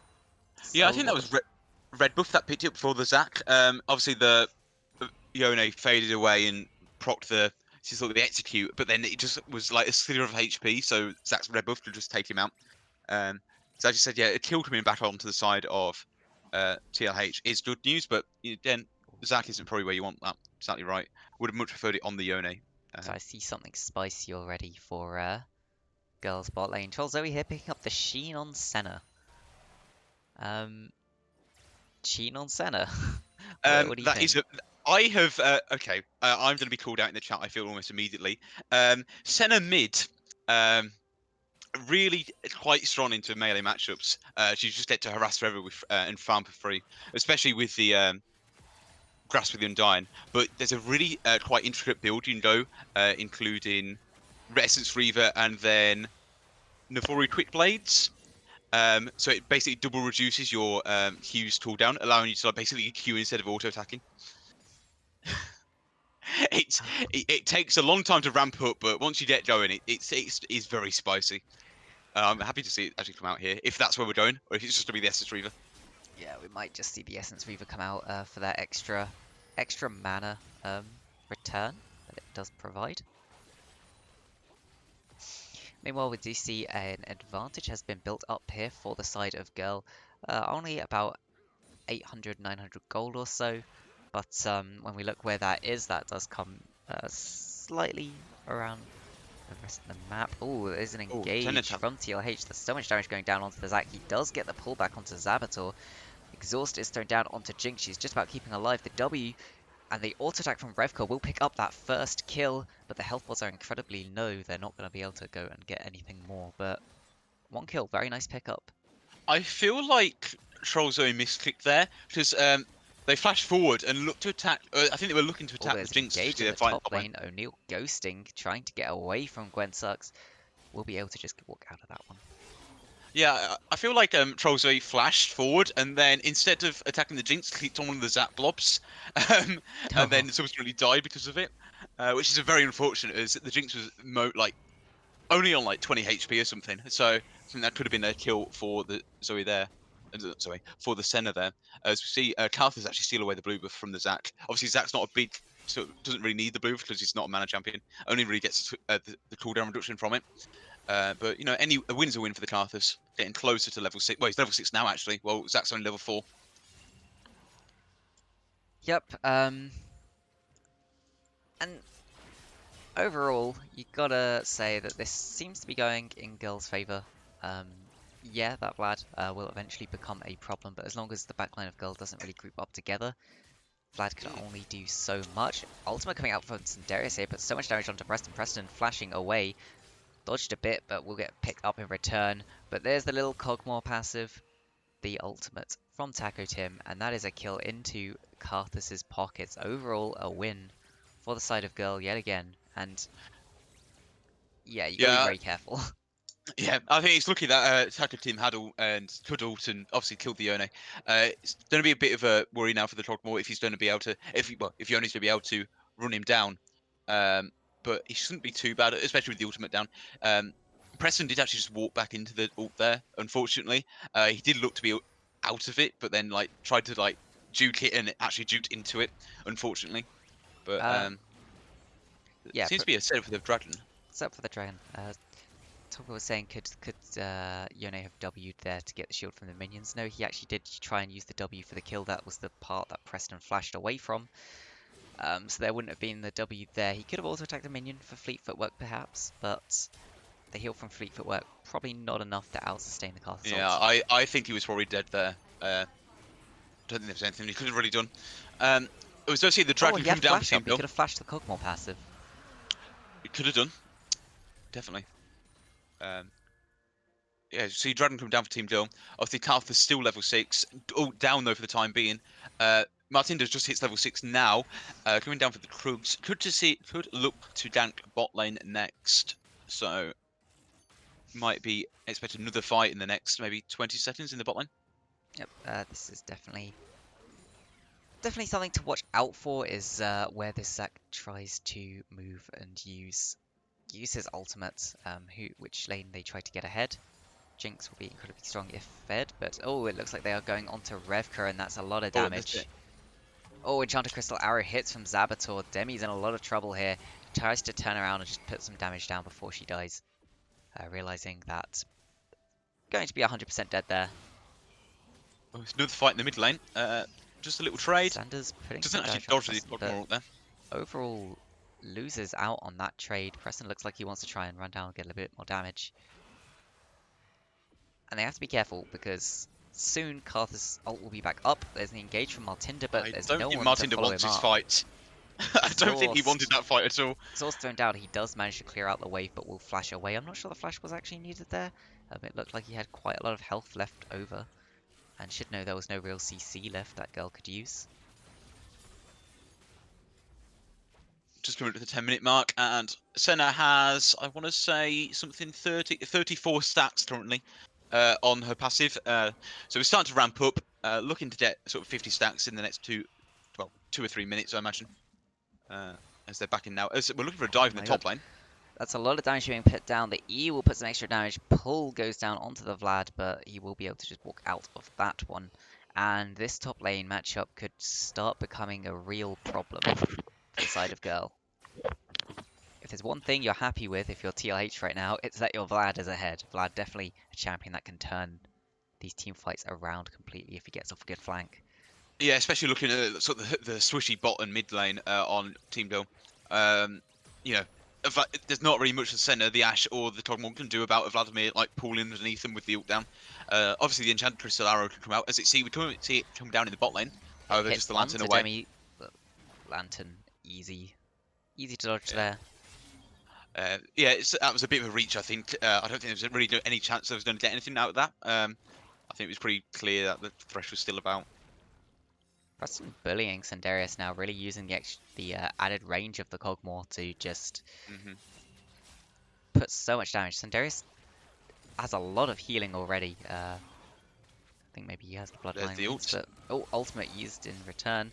He's going back onto Preston. That's damage put down. Ignite is thrown in. The ultimate from Cholzoe to help keep his mid laner alive. And Flash as well. Karthus Requiem, not quite enough. Flash away. I think that might be slightly behind. Leaving the Yone on about 130 HP there. I think the Togmore could have probably... Oh no, he probably didn't have enough mana actually because of the passive, the ult cost stacking up per use, meaning that there wasn't another chance to use it again. Seen another fight in the bot lane. Karthus nearby. Oh, Ooh, flashes over the wall. Aggressive onto Revka here. Is missing those Qs, but 2 in the end will pick up the kill onto the Thresh. This is one scary Karthus. 7 steals. 7 Tuck stack. Tuck seal stacks. Oh my god, my brain. Got there eventually. He's also got 5 Dark Harvest steps as well. So a lot of dark things stacking up for the Karthus. Yes, and that ult will really start to hurt even more than it did do beforehand soon. Meanwhile, Girl winning the bot lane, winning the mid lane, even if only just, arguably winning the jungle matchup, and it's this top lane that's a saving grace right now for TLH. So Darius roaming down, trying to make use of the Yone. We'll just put a ward in the bush and walk away. Yeah, I just want to have a look at the gold. Oh, as we see, Oh, an enchanted enchanted crystal crystal arrow. arrow. And that was just a good time to go in from Girl. They realized Revka's walked up the river, spotted him with that ward. No Yeah, jinxes. Ash did flash there, did that over the jinx trap, so it did look like.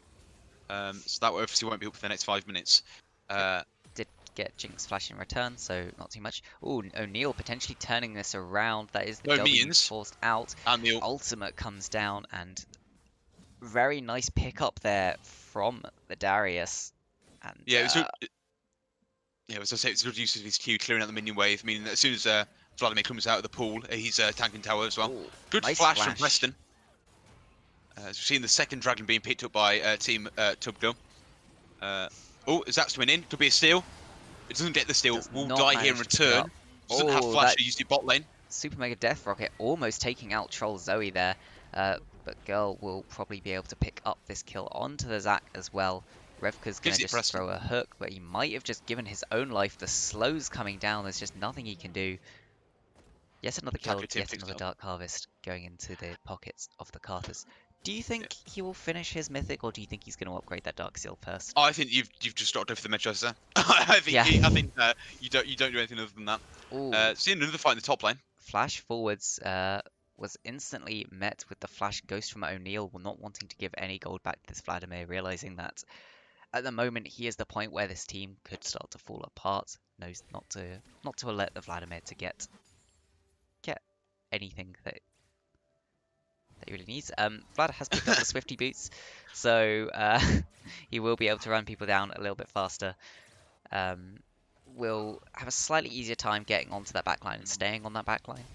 Same thing with the Proto Belt as well. Just allowing him to just make that gap a little bit quicker as well with that extra sort of dash. I'm just thinking about the Bramble Vest on the Darius. I think probably the Executioner's calling would have been a bit better, maybe potentially. Obviously, Yeah, because Vladimir doesn't have to auto-attack you, so it's probably easier to get the Grievous Wounds on him if you're actually auto-attacking him with the Executioner's tool in. I see the point. He's building for the later in the game rather than the lane. He's realizing that, wait a second, all of the damage from this team that isn't the Vladimir is going to be auto-attacking. So overall, it might be just more useful for me to pick up this Bramble Vest, but that Bramble Vest is going to give pretty much It's not. no value in lane. Yeah, it's not giving him any value at all now. Oh, as we've seen the Enchanted Enchanted Crystal Crystal Arrow Arrow. yet again, and poor Jinx, nothing she can do.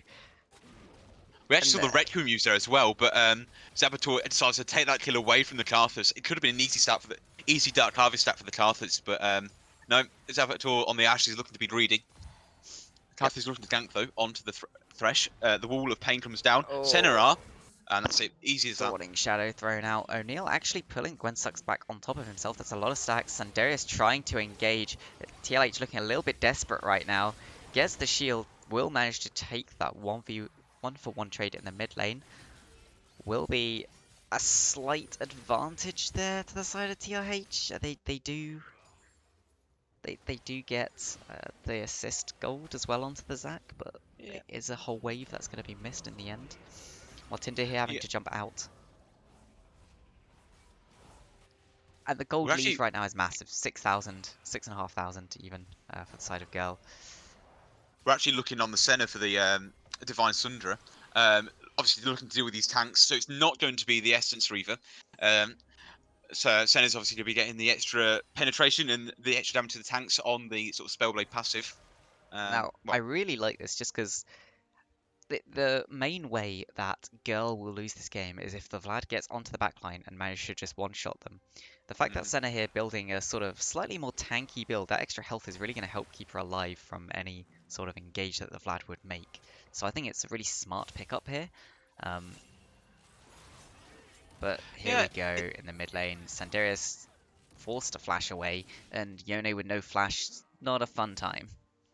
Yeah, I mean, the Divine Sundra build is still fairly aggressive, unlike the Frostfire Gauntlet build. As we actually looking at the Carthus coming around here for the gank on the Vladimir. He has got the Magi's completed. Should be looking to get some extra stacks now. Vladimir's actually got the fancy footwork, dodging them all Trying the to way. turn it around. Yeah, I think Taco Tim, he's met his match. Vladimir's just too tanky. He's gone, you know what? This isn't worth it. No. I'll go gank my red instead. I'll kill the defenseless, poor jungle creatures. That poor little brambleback and these little raptors. We can see Grievous Wounds being picked up by the Ashe now, realizing that there is a lot of healing on the side of TLH. Yone going for that shield bow, which a lot of Yones do. And of course with Vladimir, with Zac, anti-heal, very Ooh. useful. Oh, Enchanted Crystal Arrow, and Demi did These, heal there, yeah. but Saboteur's arrows have been sort of on point today, really. Well, this game. I don't really think he's missed any. I can't recall him missing any.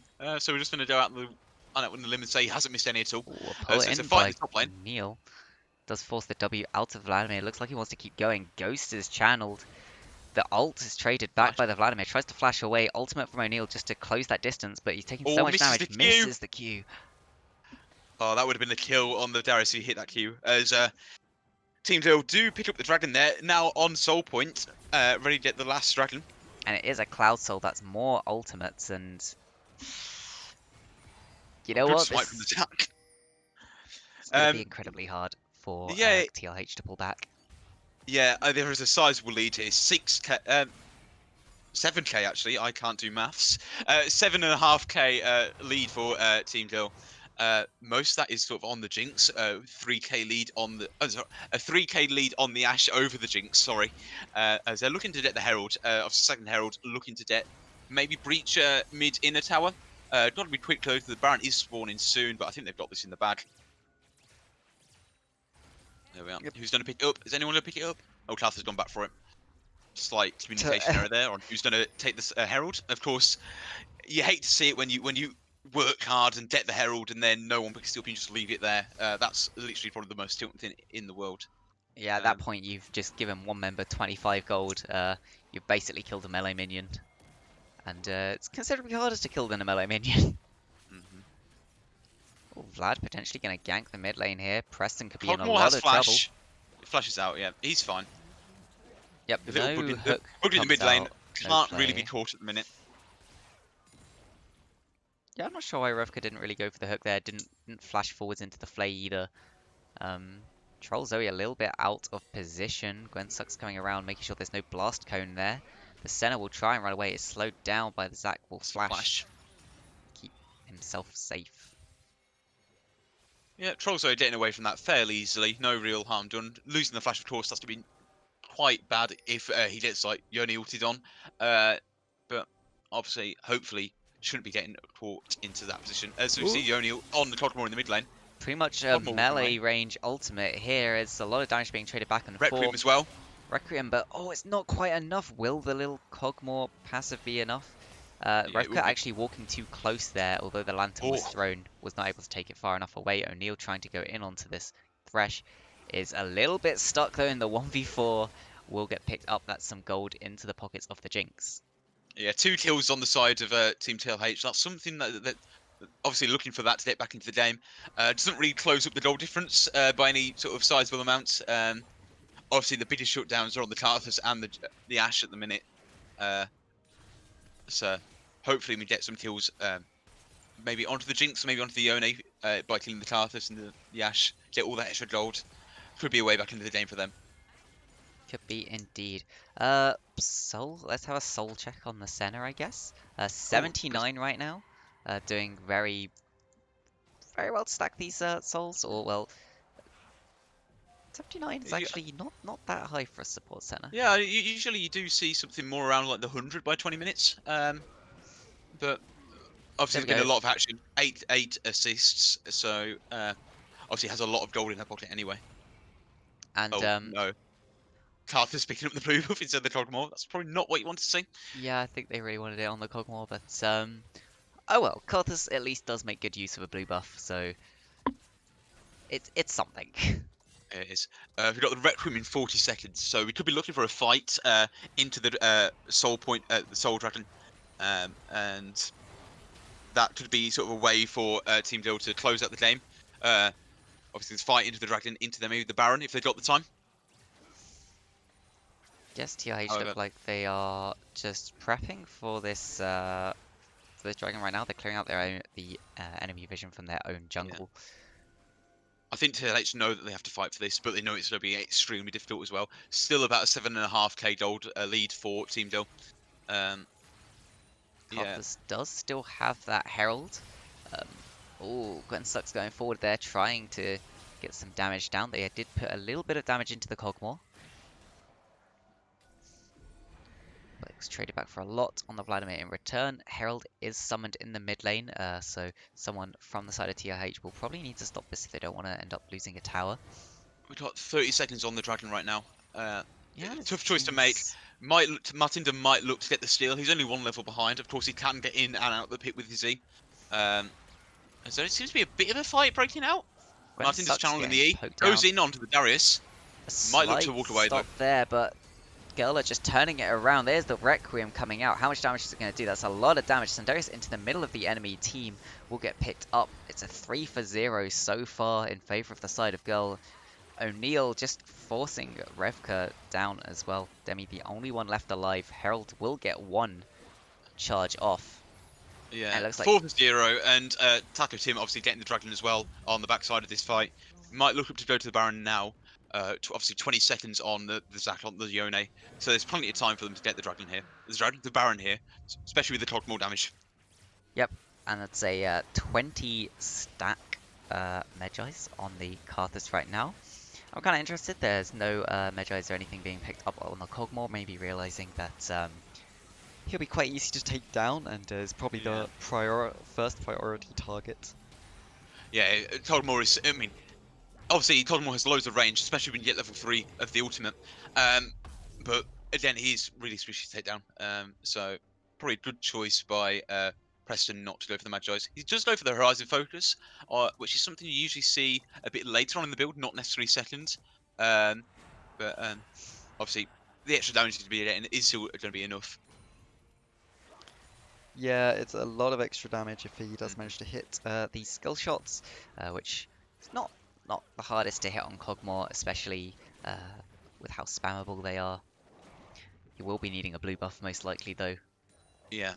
He has got the completed tier though, not finished it, not upgraded it into the Seraphs or the Archangel stuff.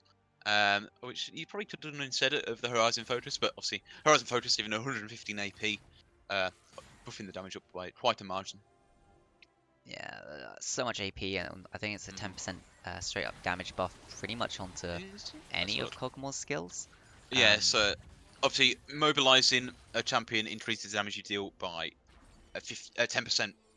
So I think it's immobilizing or hitting them over a certain range. Yeah, and, there we are. I can't read the whole sentence apparently. It's Yeah, so obviously the Cogmore definitely does hit that range margin, and then exceeds that by quite a way as well. as well as the E, which is incredibly easy to hit. Just a big wide line that goes straight forwards. Kind of hard to dodge. You've got to remember that even if the Cogmore is down on the ground and someone walks over it, they get slowed and they get immobilized then.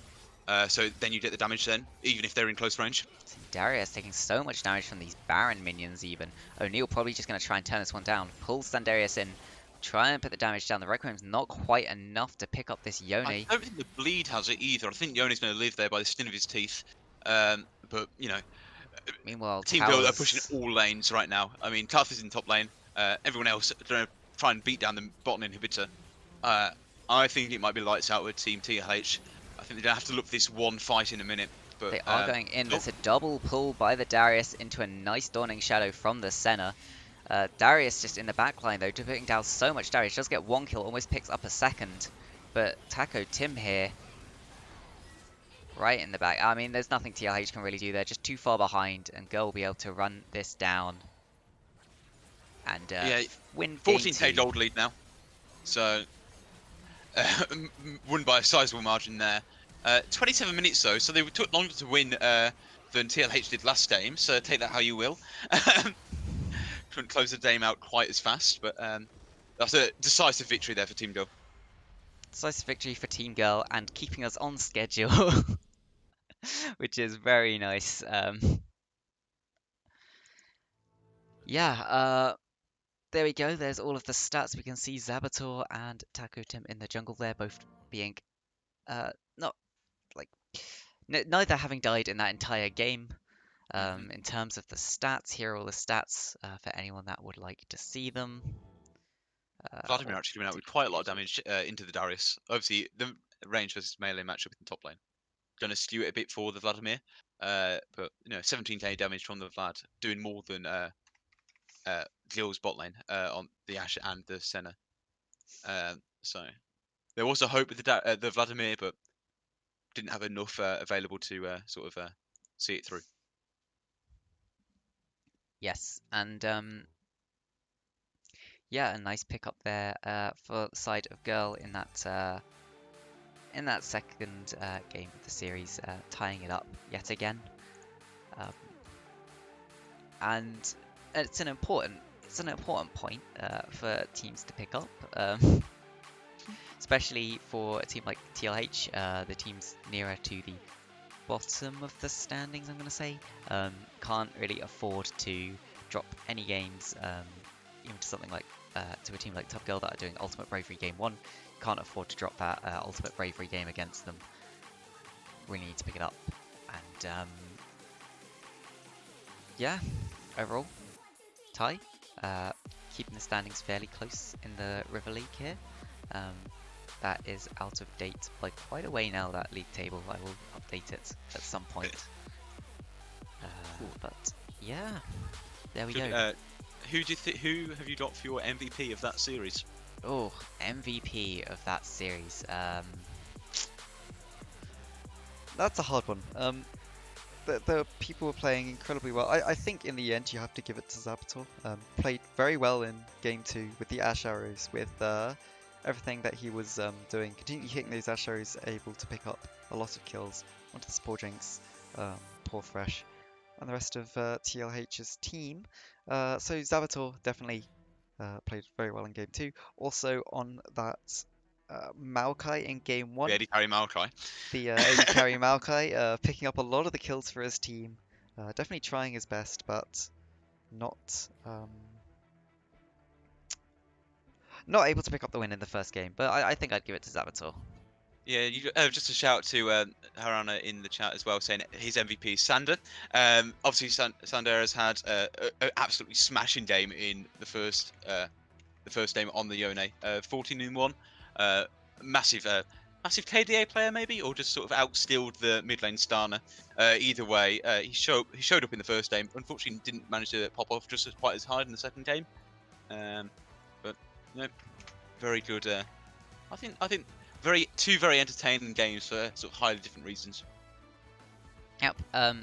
Chozo, if you want to come in for a post-game interview, feel free to do it. I'm just setting up the lobby for our next game, so definitely you are okay to come in and have a quick interview. We'll have to keep it fairly quick because the schedule is so incredibly tight.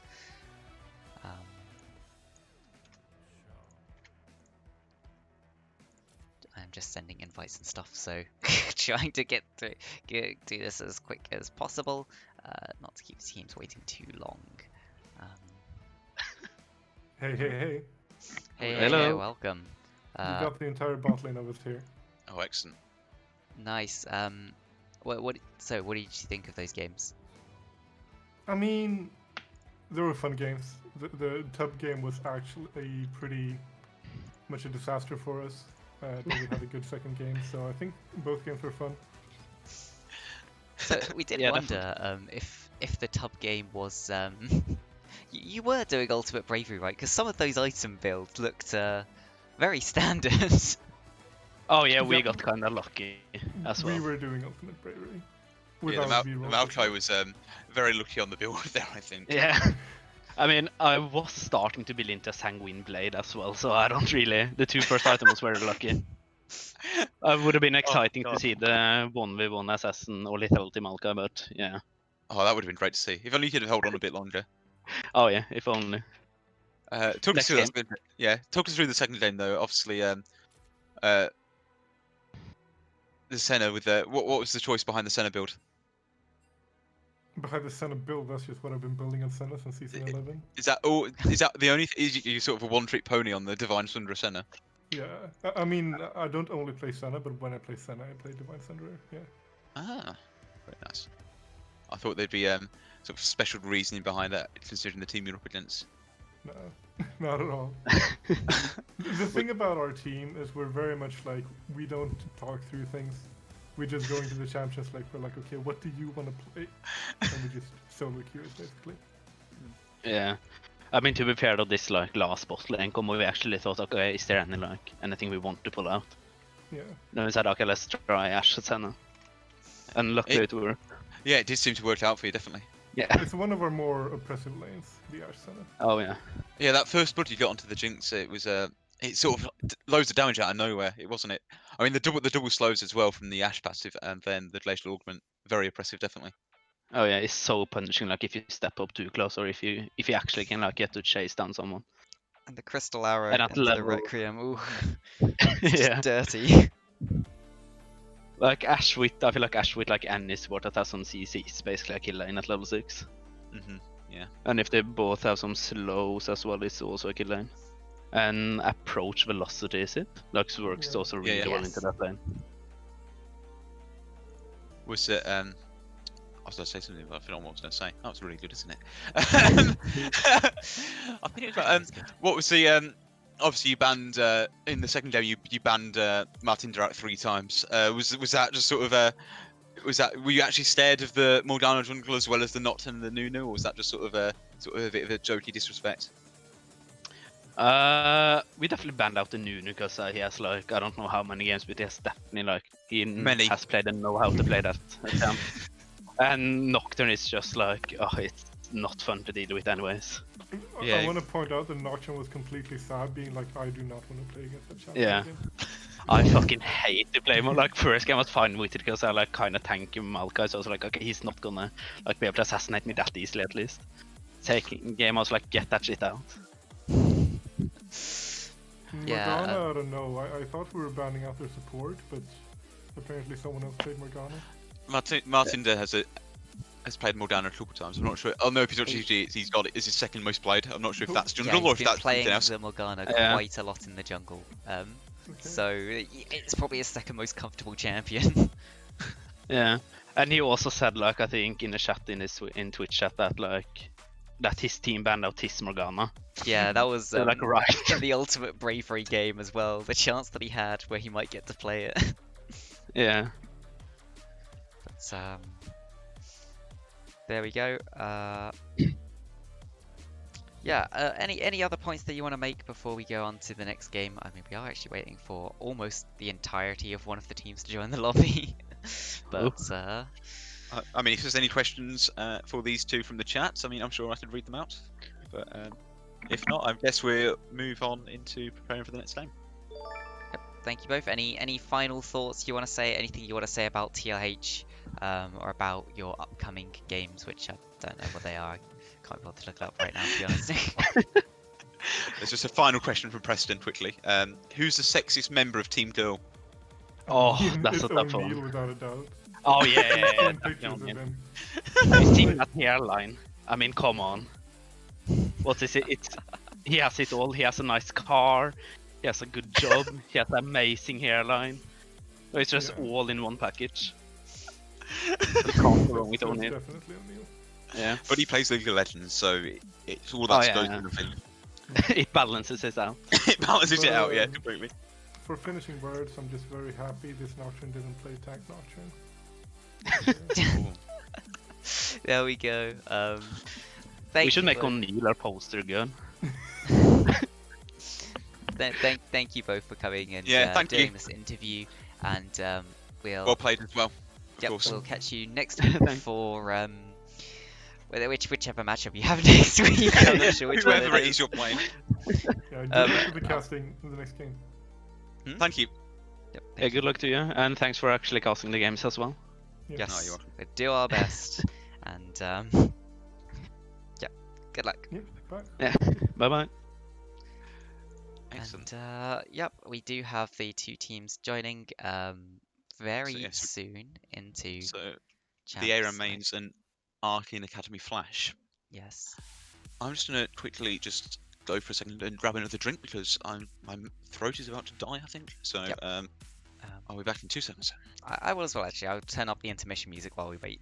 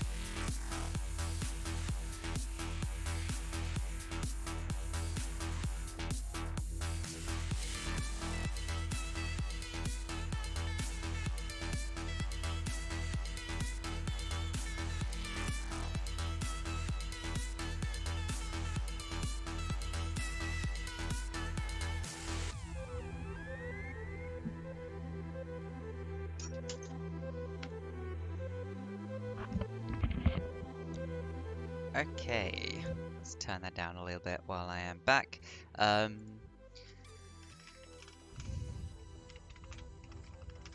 Looks like the team's not here yet. Right,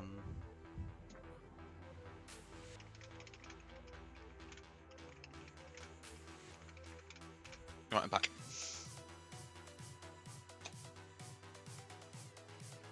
Yeah, looks like Aaron's mains might be having a little bit of trouble getting into the lobby. Oh dear. They are on their way. Okay, that's good enough for me. Okay, that's good. Good to know. Of course, I can't keep this up too long. I had some communication problems with the starting time. Obviously they maybe had a different idea for the starting time, and they're on their way now. That's the main thing. But we do have the ARAM mains versus Arcane Academy Flash. Arcane Academy Flash is I think most people would say is the favourites to take the win in this Lagoon League. So definitely one to watch out for. Meanwhile, the ARAM mains were looking very strong, I believe. I can't remember who they played first week. Was it Det T2? That Is that T2, right? yeah, I think that might be seems to right. ring a bell. And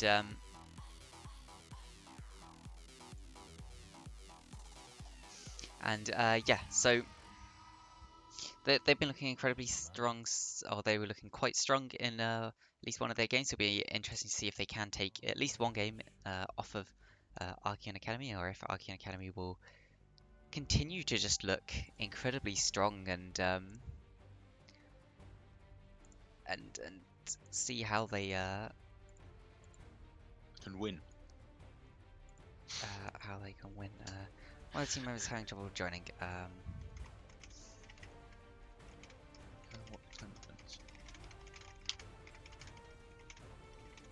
What's chat saying in a minute?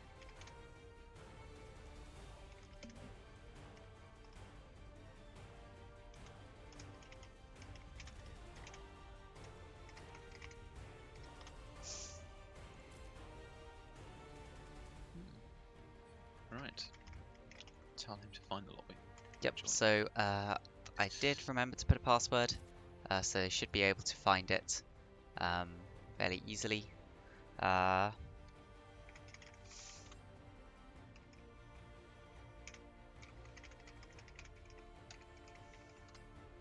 hopefully they'll be in here in a few minutes at least, and then we can get underway. Yes, hopefully it won't be too long until we're able to get underway.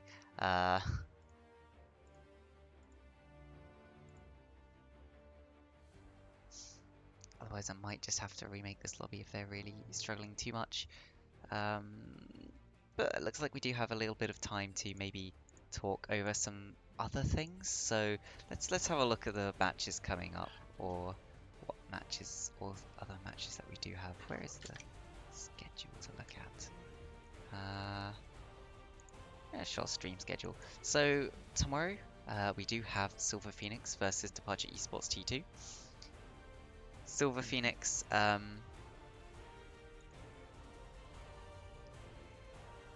team that was looking quite strong, but they drew their first series with someone. Same with Departure With someone. Esports. So there were lots of draws up here in the middle here in the Lagoon League. So both of these teams will really be wanting to get a win on the board, get those extra points that the winner actually provides. Very important for them to get those.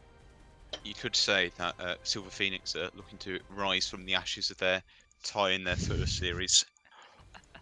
You could say that.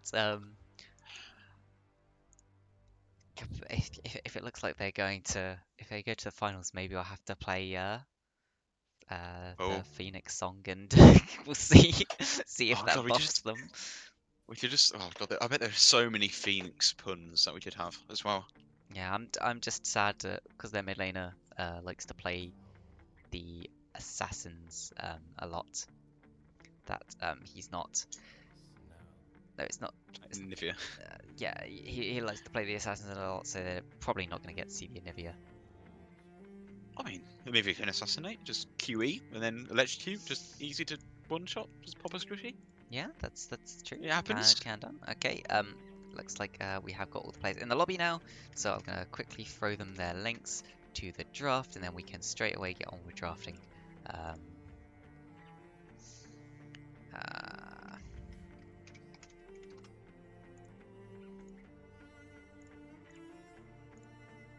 and spec link.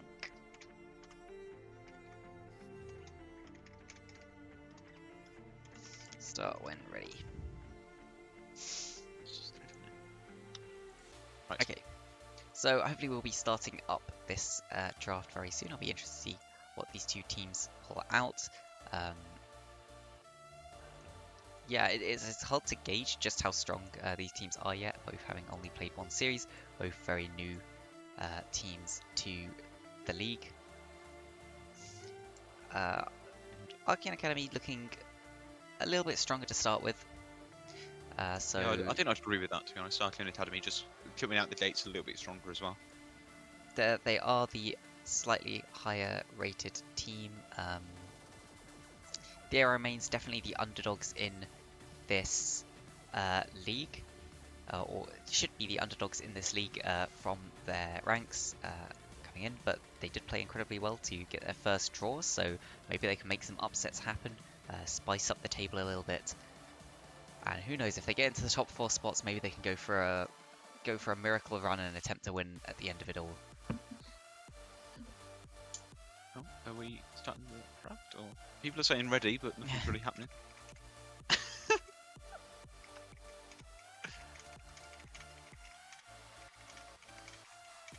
Oh dear.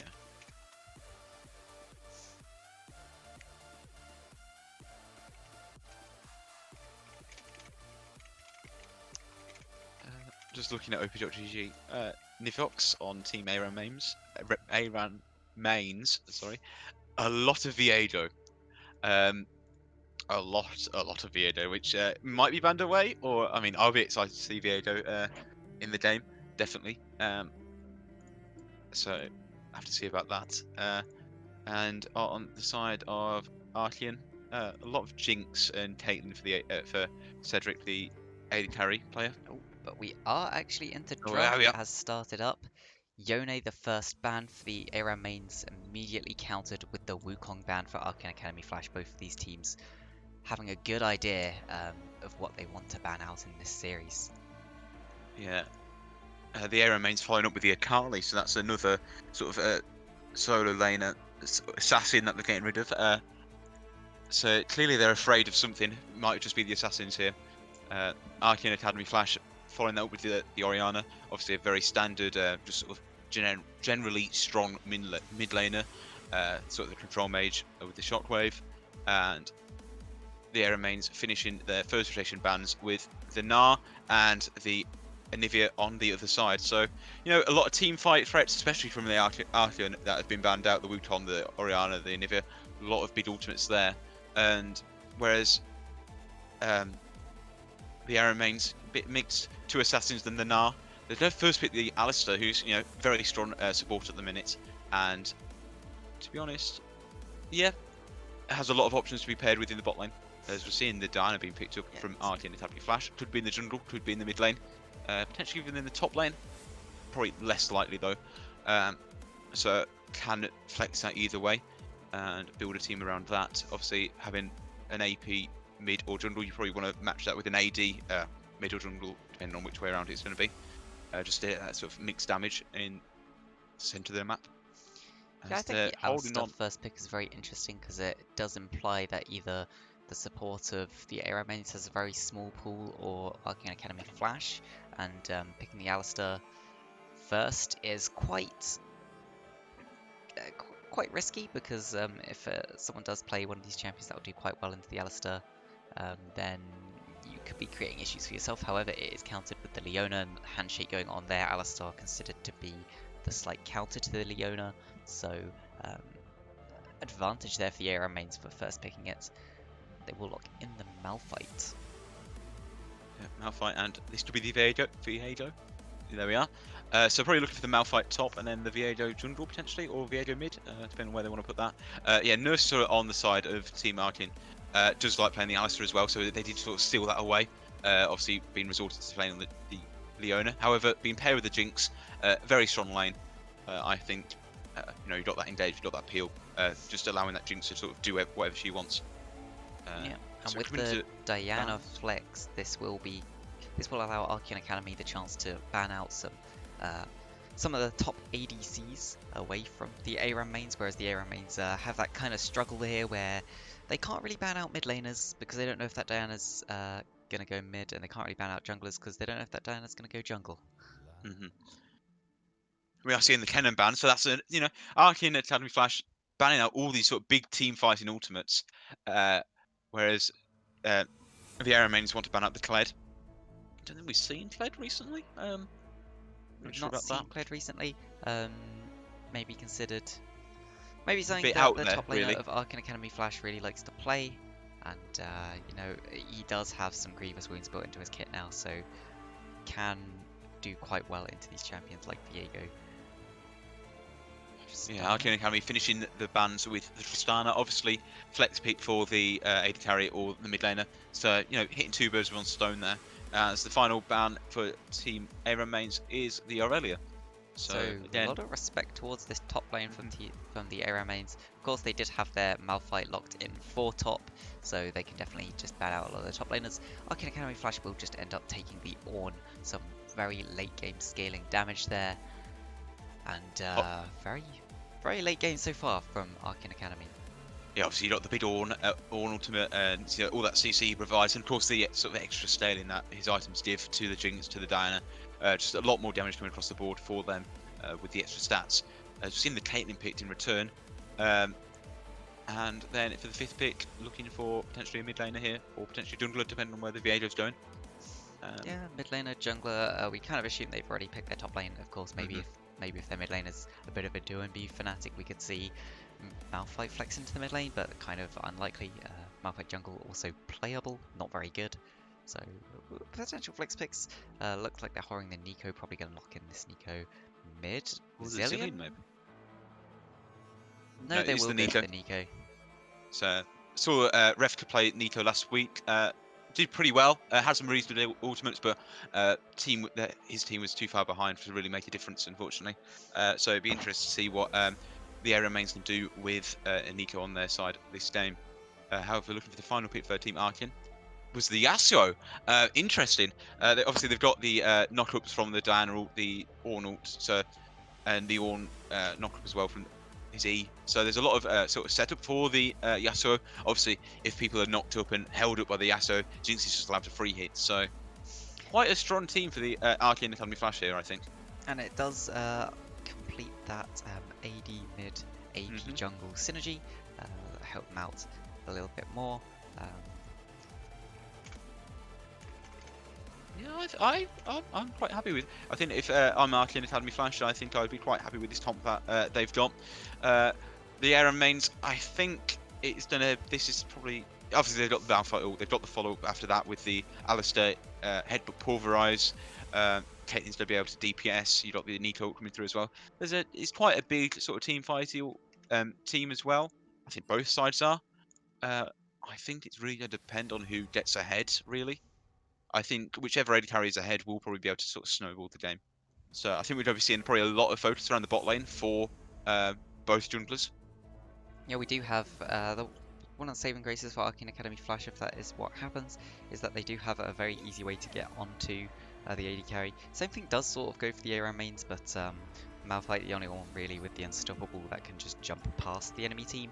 It would be quite hard for any follow-up to really come through, so unless we see this kind of AP assassin Malphite, which seems quite unlikely, probably going to be quite hard for the ARAM mains if they fall too far behind in that bot lane. Whereas Arcane Academy Flash, they do have ways to try and come back from that. They've got the Ornn knock up into the Yasuo ult, they've got the Diana who can potentially jump onto this Caitlyn. We have just seen a Gangplank being picked in the actual draft in game. I think we're going to be remaking this lobby. Oh dear. Oh dear. Right, who did that?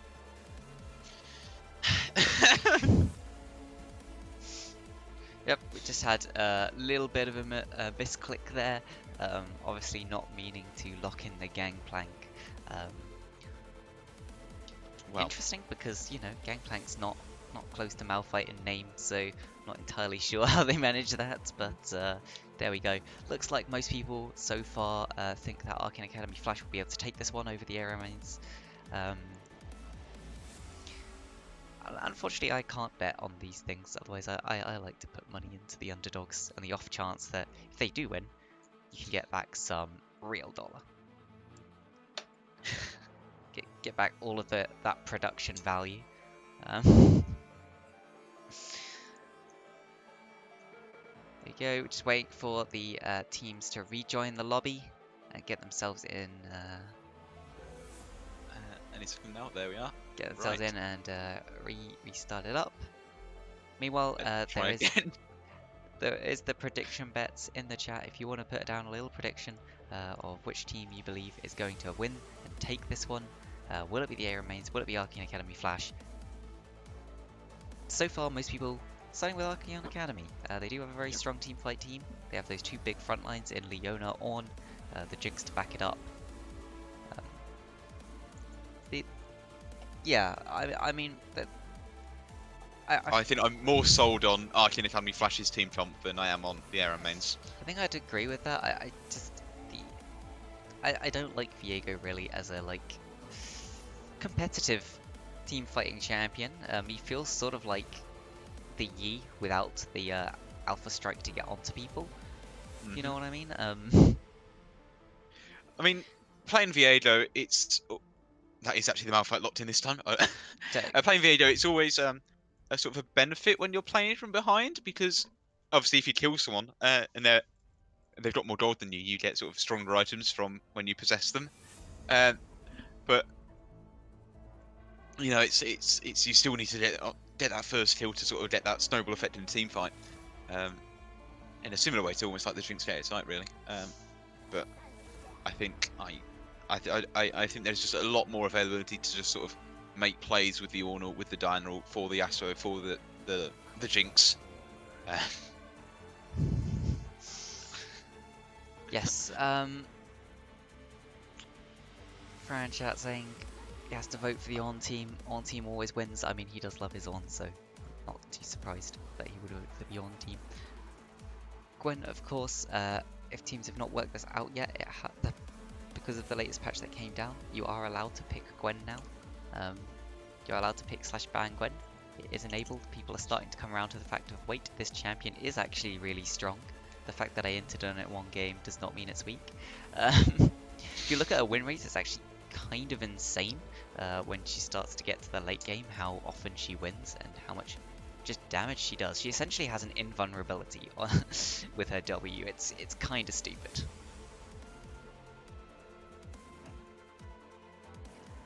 But both teams managing to lock in the correct champions this time. We will have to just wait for the loadout and then the spectator delay, and then we'll be straight into game. I think the mid lane will be quite interesting to watch. We do have Yasuo into Nico, a little bit of a somewhat a skill matchup. Yasuo can't be dashing straight forwards towards Nico because Nico's skill shots go pretty much straight. He can do a lot of damage. Interesting little interaction. If Yasuo does manage to get his E off on the Nico before she uses W, he will know which Nico is the real one, just because he won't be able to dash through that one, and he will be able to dash through the clone. Yeah, same thing for things like Ignite as well. It's clones like that, they're fairly easy to spot which one's which. Obviously, we saw Refter last week make a few good plays with his clone. Sort of the classic cloning into towards his tower, but then actually running sort of towards the enemy team, and everybody's going to go for the clone. It didn't always work out, but it's always exciting to see when those things do play out to the way way the player wants them to. It's sort of things that hit the front page of Reddit. Yes. There is a potential big wombo combo actually here, or a sort of big wombo combo for the side of the AR mains. They do have the Malphite and the Nico. If they manage to put those two things together, then they can put down a lot of AoE damage. This should be an interesting game. I think if the AR mains fall behind, they're going to really struggle to come back into it. Arcane Academy do have a little bit more of that sort of safety They've got net. more room to, they've got a safety net, definitely. Yeah, I think it's just a shame because Nico's just not really that, I don't want to say good, but just not really that strong. Doesn't always do everything that you sort of want to do. Right now, champion that's a little bit on the weaker side. You can sort of get away with stuff because don't tend to see Nico picked so much, but when she is being picked as much as she is right now, definitely that's the strength of the champion drops quite a bit. And yeah, we'll just have to see when we do get into this game. I did actually miss if anyone did vote in the end for the ARAM mains. Nope. So we will have a very interesting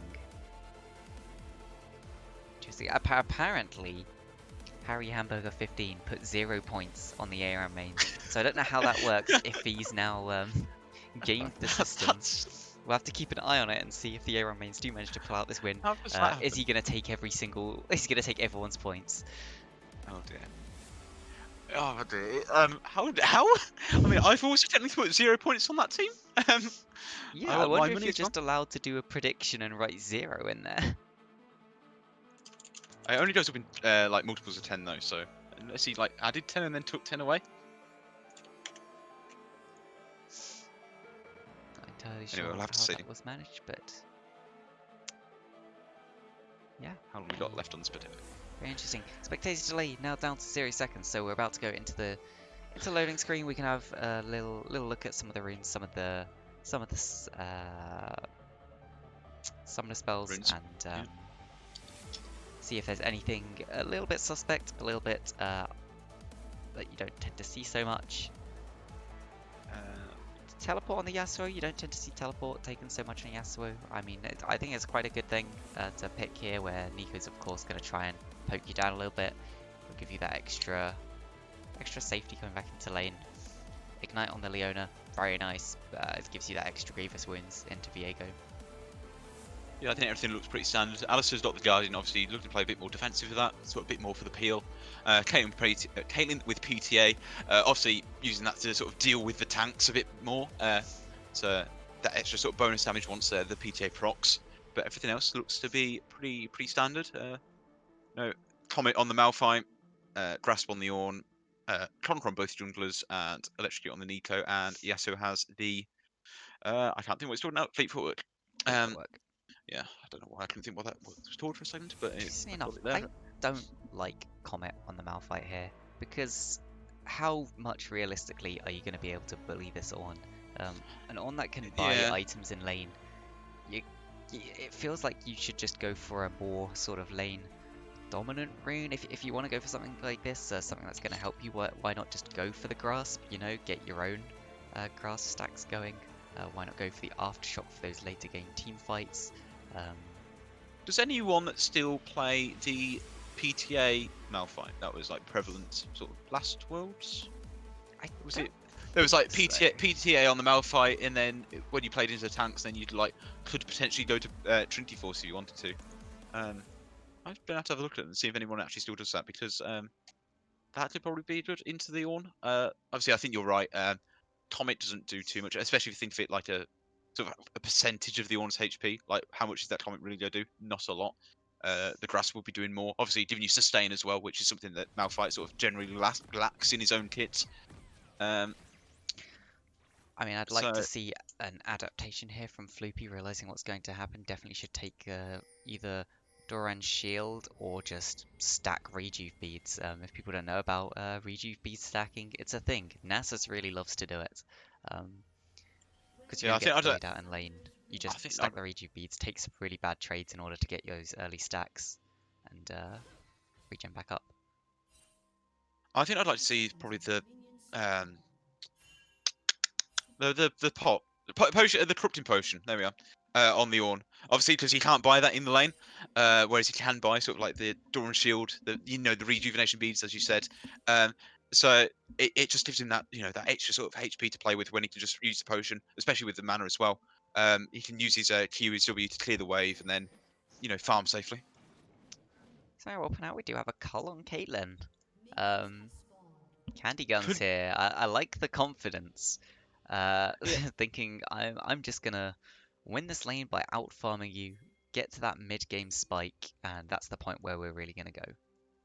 Yeah, Alistair's got the Guardian, so that is like that's basically 70 HP if you think of it like that. That Caitlyn has if Leona tries to go on her.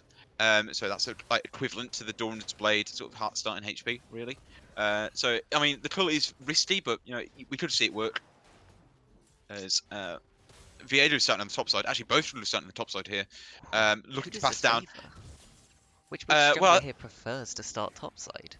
I think Viedo, he's missing out on the Gromp there. He does clear the Gromp fairly easily, especially with his passive. The sort of the inbuilt Blade of the Rune Kin. Yeah. But as we said in the draft, both junglers will probably want to play around the bot lane. I think we both said whichever bot lane gets ahead will sort of probably win the game just from that.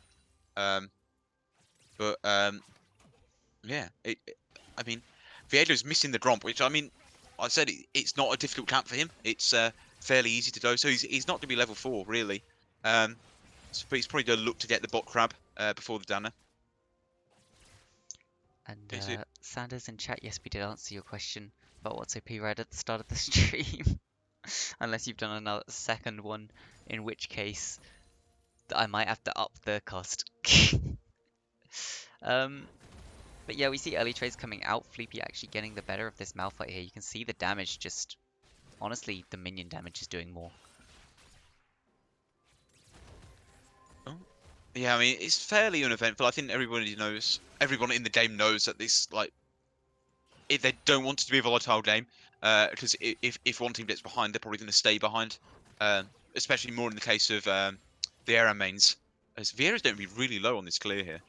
Yeah, he will potentially run into Fort Knox on this Scuttle Crab. He's got no potions. He can stun. Oh, as we see a trade in the top lane. No, just the knock up, no walk away. Small trades.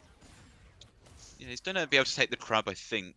If Dinah's coming down now, Yasuo's coming down as well. They could collapse onto the Viego. They know he's there He did in the manage to bush. just steal away that crab. Is a level down because he did not get the full clear. Mhm.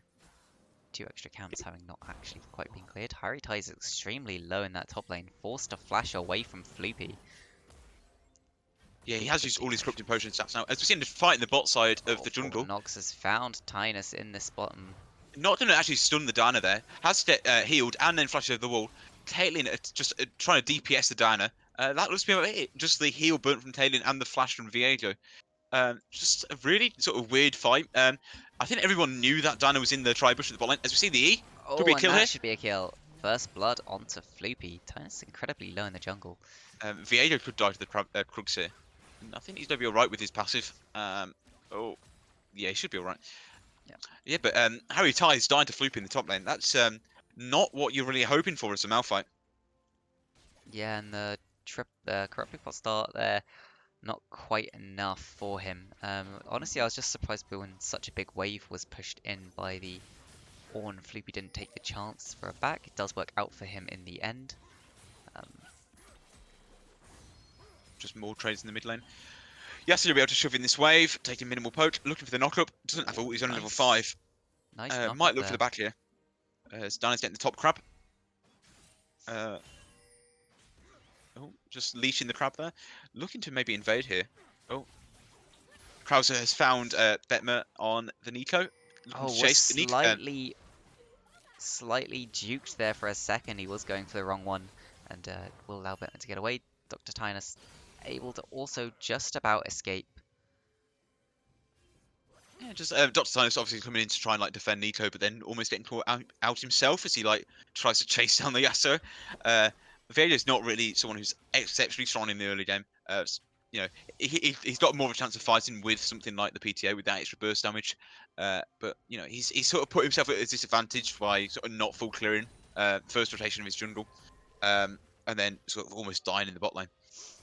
But you know, the game is pretty stable. Slight gold lead on the side of Arcane Academy Flash due to the first blood mainly. So we've seen more of a trade in the top lane. There's the Ornn ult. Bullying Harry Ties here. Ornn Has the flash. into the brittle passive, just auto attacking down. I think Harry knows he's dead. Yeah. And Very well played by Floopy there. I think he knows he's ahead. He had the ult there. He had his grass procs. He had the brittle as well. Just all that damage coming out. The Malphite can't really do much there. He's actually going for steel caps, which seems to be a mistake into the Ornn and the Diana. I think right now he just needs the pure health. Yeah. I'd prefer to see after those basic boots were picked up, him to just to go straight into some ruby crystals, try to keep himself alive better through this lane if he's really struggling. Just pick up a rejuve bead. Honestly, it's only 150 gold, and if that's what you need to be able to stay in lane, then that's what you need. Yeah, I mean, steel caps is the same price as Balmy Cinder, I believe.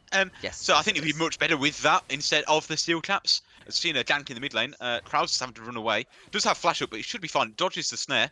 Going back in. Step. Gets stunned though. Instantly stunned and taken down. That is a kill for Dr. Tynus here. Bemet's trying to go in. Will not quite get the stun from the Pop Blossom. I'm not sure what Krauser was doing there. Just it is Pop Blossom on the. I want to double check that now. or the ult? No, the ult is the Pop Blossom. It is the ult. The Q is the blooming burst. There we are. Of course. They're very similar. Yeah, I don't really know why he went back in. Obviously, the Diana was coming, but he was just Zenith out. Blade into stun, flash away from Candy Guns, knows that it's fairly weak, just having that cull. Yeah, Nivox didn't quite get the headbutt under the tower there. Just goes wide and shoves Nursa sort of over the wall, sort of towards the tri-bush. It's a very slight CS lead for the Jinx, but I think that's going to catch up in a minute as this wave sort of crashes under the tower. Again, it's only 5 CS, and there's like more than 5 CS here for the Caitlyn to pick up. Yes, and overall, this does lead to just under 1,000 gold lead. Yeah, and all of that is on the Ornn. Just all of that gold is on the Ornn, really. He's Mertreads and his Balmy Cinder now as well, so he's in a way he's in a safe position to just push this wave out like continuously, especially with the W. Oh, see another fight in the mid lane. There's the ult. There's a Diana coming in. Misses the Diana. going on the tower as well, just tanking the tower shot and walking away. Nico's out there safely, just has to burn the flash as Diana sort of mistimes the moonfall and knocks up nobody. And yeah, you're quite happy with taking that as Nico. Sure, you had to burn your flash, but you got two ultimates out of the enemy team. Yeah, you got to think though that the Diana ult's only like 100 seconds, whereas the flash is down for 5 minutes. So I mean, we should be seeing Fort Knox sort of come back around for a repeat gank in about a minute's time. While Nico still has the flash down, I mean, Yasuo should be able to easily knock Nico up again and combo that in successfully next time. So we're looking for the Herald being taken by Arcane Academy Flash here. Yeah, most likely that'll be put mid or bot, depending where they want to gank next. I mean, we could even put it top. I mean, there's already a plate down in the top wave. Ornn's just being able to push him for free. It would just be like more gold on this sort of tank. That's just going to be basically unkillable. Yeah, of course, there's always a good thing to spread your gold around a little bit, especially if most of the gold is onto that tank. As unkillable as he can be, if he's the only one left alive on his team, 5 people will be able to just work their way through that health bar eventually. I mean, it's Ornn. He's the what is it? LS said the assassin, Templar, paladin, fighter, warrior, monk, wizard, mage, war, whatever, class. everything in one. There is a lot of damage coming down from the Ornn, especially with his brittle passive. You've been able to proc that multiple times in a similar way to sort of the Sejuani. Just a lot of max health damage that can come out of him. And obviously, the bigger the front line is, the easier it is for Jinx to just auto-attack safely from the back.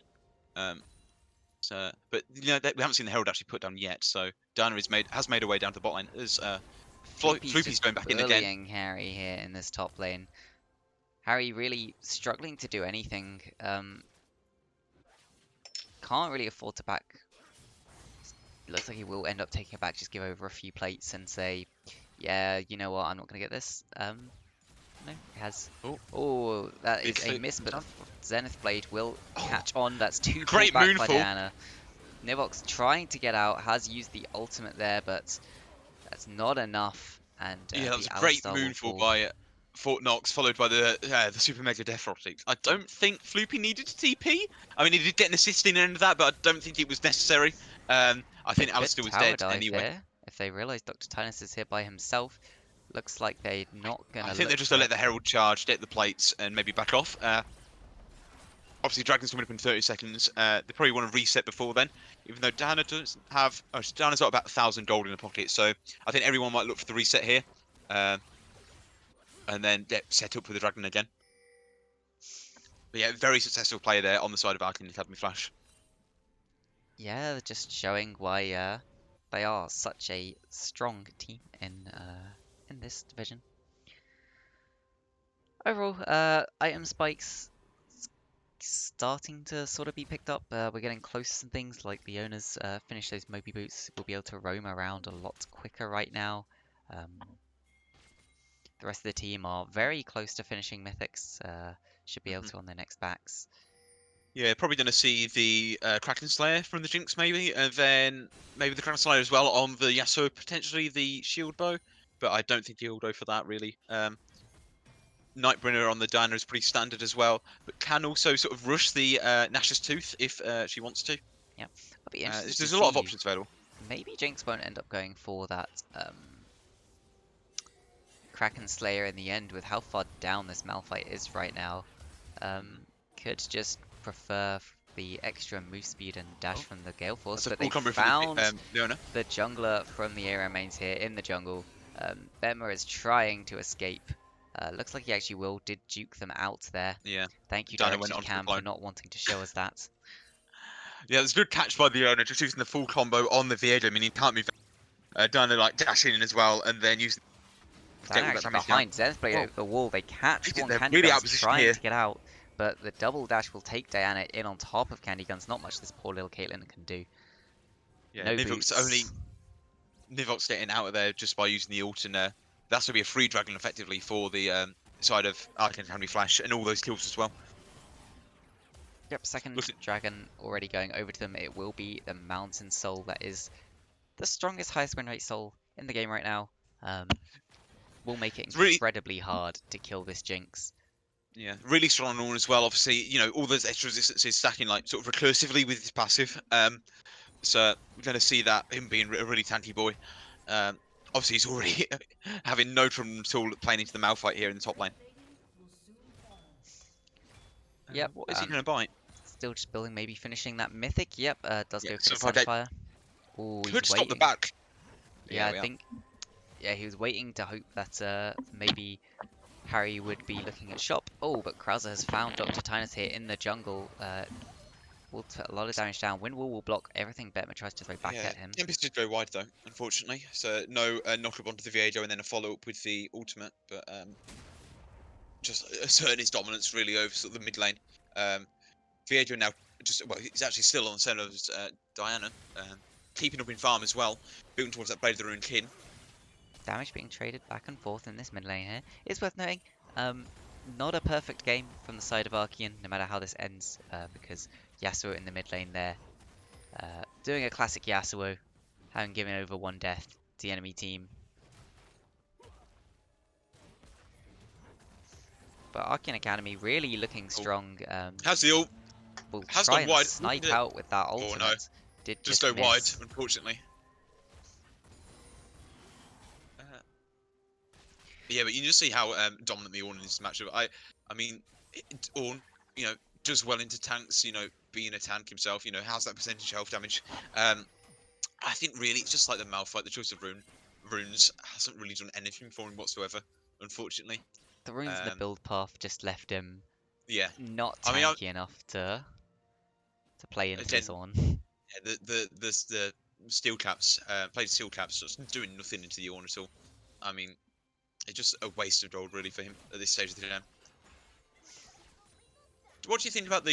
It's been a fight break out in the bot lane. Oh, another massive Zenith Blade Solo from kick, Nurser here, but I'm not sure that's where you really want to put the Leona. Just stuns and Candy Guns, allowing Cedric to pick up that kill. The Super Mega Death Rocket won't pick anything up into return. Diana almost falls to the minion autos in the tower. Yeah, they almost did get the double here. Vieira's coming in, maybe to clean up. Two of them are low on Academy Flash. Does have the Gonna flash look for the ultimate. Jinx though. They're Could be a going to turn mistake. it around onto the Jinx first. He's stunned up and he is taken down. Alistair also taken down. Everything just going wrong for the side of the area remains. You can see they're getting a little bit desperate here. Just Yeah. trying anything they can do. I think Vieira probably should have looked to go on to the Leona or potentially the Diana. Like, just take that one kill and then go from there. But he chose to go for the Jinx, misses the stun, and then he's just sort of dead. I feel like he's better off just flashing on Diana there, trying to pick Yeah, up definitely. that kill. Definitely. Yeah. What was I going to say before that fight broke out? What do you think of the Sunfire Cape onto the Ornn? I mean, it's fine with how far ahead he is. He can afford to build the stronger item. I'm not sure I really like the Merc Treads with it. You don't need to stack Tenacity into this enemy team. The Tenacity doesn't really do much. So the Tenacity that you're getting from the Sunfire Cape is kind of meaningless here when you've already got the Merc Treads. Overall, it will give you more AoE damage around yourself than the others would do, but... Yeah, the tenacity from the Sunfire Cape probably is enough. I mean, the Merc Treads, I mean, you probably could offer the Sunfire Cape. Oh, and there's the Ornn Horn. Nice dodge there from Harry Ties to keep himself alive. Floopy here maybe has overstepped a little bit. Flash from Harry keeping himself alive against Floopy right now. Well. Nico is here to help. And they will be able to pick this up. Who will they give it to? Viego will pick that up. And that is a very good pickup there. A nice little bounty into the pockets of Viego. Oh, see the ult. Krauser gets the ultimate onto Candy Guns. A lot of CC coming down, but meanwhile in the top lane there's also a fight breaking out. They've managed to find Nurser. Nurser will try and pick up Harry Ties, not managing to do it in the end. It's another kill going over. Meanwhile, Krauser did manage to pick up Candy Guns. He is going on to Nivox. That's so much healing coming out from the Yasuo. A nice stun comes out. Knock up. Dashing back in, and he will pick up that kill on the Alistair eventually. Meanwhile, Cedric has just been pushing in this mid lane. Stunned up by the Viego. Will just take down that tower. But so much damage out from the Jinx. Oh my god. Yeah, Jinx is sort of waiting to get the excited prop from killing the tower before like attacking the Viego. Not really sure what Nurse was doing in the top lane, like 1v3, trying to kill the low HP Malphite, but it's just, you know, not really enough damage on the Leona. Oh no. That is the death of Harry there, though, however. Diana doing what Leona tried to do before. But yeah, Well, I think the state of the Yasuo 1v2 in the bot lane there probably just shows the state, the current state of the game, really. How far behind the Arrow mains are. Yeah, they're really sort of relying on getting these picks right now to be able to do anything, and really need Arcane Academy to just fumble what's going on. Mhm. Yasuo is solo doing the dragon right now, so it could potentially be stolen. If Nivox can get in and take this, doesn't decide to go in the end. There was about 90 health on that dragon, so definitely could have been taken. Would have bought them an extra 5 minutes. Yeah. Game just looking more and more dire here for the side of the Arrow mains. Yeah, I mean, we saw last week when I've said this a few times when Revka was playing Nico. You know, Revka was doing well, but when the team was behind, there's not really much Nico set up with the ult can do, or the snare can do. Nico just doesn't have that much damage on her own. Oh, There's Vieira's Tynus phrase checking base. into the diner. Dyna's just in a base anyway. Floopy misses the knock up on the wall there. So I think Vieira should realise that his top side is done. However, they're looking to chase down the Ornn here. Potentially. That is such an item spike coming in for Fort Knox right there. Finishes the Mythic, converts the Dark Seal into a Medjay's. Harrytie's going in on Floopy here. Floopy calls the Ornhorn down, but there's so much damage going into him that surely he'll be taken out. He's putting a lot back into Dr. Tynus. Oh, That was very close. I mean, you can just see the amount of damage that comes out from the Viejo into tanks with his passive and also a Blade of Ruin Kin. That's only gonna get even stronger as soon as he finishes the Kraken Slayer as well. Just all that current health damage that comes out from those, well, the item and his passive. yeah. It'll be interesting to see if Floopy does recognize this, does start to pick up a little bit of grievous wounds. He will finish that Abyssal Mask first, which of course means anytime that he does knock someone up, it will start, it'll give him 10% extra damage. Yeah, I mean, Ornn has built the what's it called? The Abyssal Mask. Obviously, that's quite a greedy item for him. Obviously, increasing his damage, got the MR as well. If he had instead, a Thorn Mail, I think Viejo would have just died there, just hitting him. Not really much that the Viejo can do They into the Thorn found Mail there. Krauser, but he won this 1v2 before. There's the knockup. Let's Could go get for the ult. No, Viejo is there. Caught out Found Diana. Fort Knox, that's so much damage going down instantly. Moonfall. But Moonfall comes down, picks that up. Zonya's for style points. Harrytie's also been found out here. Easy kill Jinx for is now Cedric. excited. And that's the Herald coming out. I don't really think they can defend this tower. I think they just got to give this tower and let the Herald charge once and then try and kill the Herald for the next Ooh, flash forward tower. from Krauser. He will be CC'd up. Some damage going in, but it's not enough to take him down. Candy Gun's just not feeling like he can go forwards. So Only hits Proto one. Belt from Bem only hits one, and they turn it around. Zenith Blade going in, Ignite's thrown down, Flash from Fort Knox Gunner. flashing out. And Yeah. meanwhile, Krauser Cedric just taking missing. mid lane. Yeah, Krauser missing the flash tornado there and just sort of standing still in shame, knowing that if he did hit Caitlyn there, that would have been a free kill for him. Yeah, Krauser's not going to be able to be stopped here, taking this inhibitor. Might look to go top and help the Ornn push, or might look to go bot lane. Definitely does not want to go further into the base on his own. Yeah, Leona's resetting. Krauser's on the Yasuo's resetting as well. Picking up that Lord Dominic's Regard as well as the Shield Bow. Leona's finished to lock it. Going toward, well, has the Bramble Vest now. Actually, no, just refunded that actually. Going towards the Zeke's Convergence instead. Of course, a lot of damage that can be put out from the... I can't think what the thing's called, but from your partner when you CC someone, as they're going for Ornn again. However, He does have Cedric Cedric here is to back here, him up. yeah. Oh my god, that's just Malphite had to ult over the wall. nothing Tynus can do to that. He will get picked up. They're just so far behind on items. You can see Tynus is picking up the Null Magic Mantle. I'm not sure what he's really planning to build that Wits into. End. That's the Wits End build Ooh. path, that is. Yeah, Harry and Tynus caught out the Ornn twice before in the top lane, 1v2. But, Ornn could just survive while Cedric's there to deal damage on the Jinx. Didn't know he was there. Sort of overstepped a bit. Needs more vision, really, in the top side of the jungle. So that is the Baron. Baron picked up, and gotta imagine Arcane Academy just gonna run this down, end the game soon. Ornn items starting to come out. He's upgraded the Jinx already. It's a 3-item Jinx. Ball and Sacrifice for the Jinx, the upgraded Kraken Slayer. Also, he's got the Fortified Crest as well. So, all these extra stats, it's just, helps snowball the game completely for Bramble Arcane Vest on Flash. the Ornn. It's Finally, I think we could have seen that come out a bit earlier, but finally getting some more armor. Obviously, all the kills are really on the Viego, so that will really help And we can see defend against him. it's a struggle to clear any of these super minions right now for the ARAM mains. Yeah, I'd say probably like Guns and Tynus are like the only two who can really sort of clear the super minions really easily. Nika just doesn't have the damage. Oh, we're looking at the Oh, they're fight on the trying to get a Hawk out. pick. There's Yeah, 5 sorry. onto Krauser right now. So much CC going down. The wind will buy us a lot of time. But there's the Big wombo moonfall. combo. Big moonfall into the on ultimate, but it's just not. Yeah. Arcane Academy Jinx is will just free run hitting. this down. Yeah, that's a triple good for the Jinx. Triple for the Jinx. I think that is just GG. Super minions on the Nexus towers. Baron buff. Yeah, that's one tower down. That's another tower down. And that is the game with a 15k gold lead for Arcane Academy Flash. 24 minutes. The surrender vote comes out right at the end from the blue team as well. So I get a double explosion? No, I don't think No. so. I think we just missed it, unfortunately. Missing the timing there slightly. Unfortunate. But yep, Arcane Academy Flash taking the first game in a very dominant fashion. Maybe with the counter pick on the red side, we will be able to see something a little bit better out of the ARAM mains. They did choose to priority that Alistar, but didn't really get anything out of it in that bottom lane. For all of you stat buffs, here are some stats. Feel free to pause the stream, take screenshots, whatever. Yeah, Diana there actually doing the most damage in the game, out damaging her Jinx.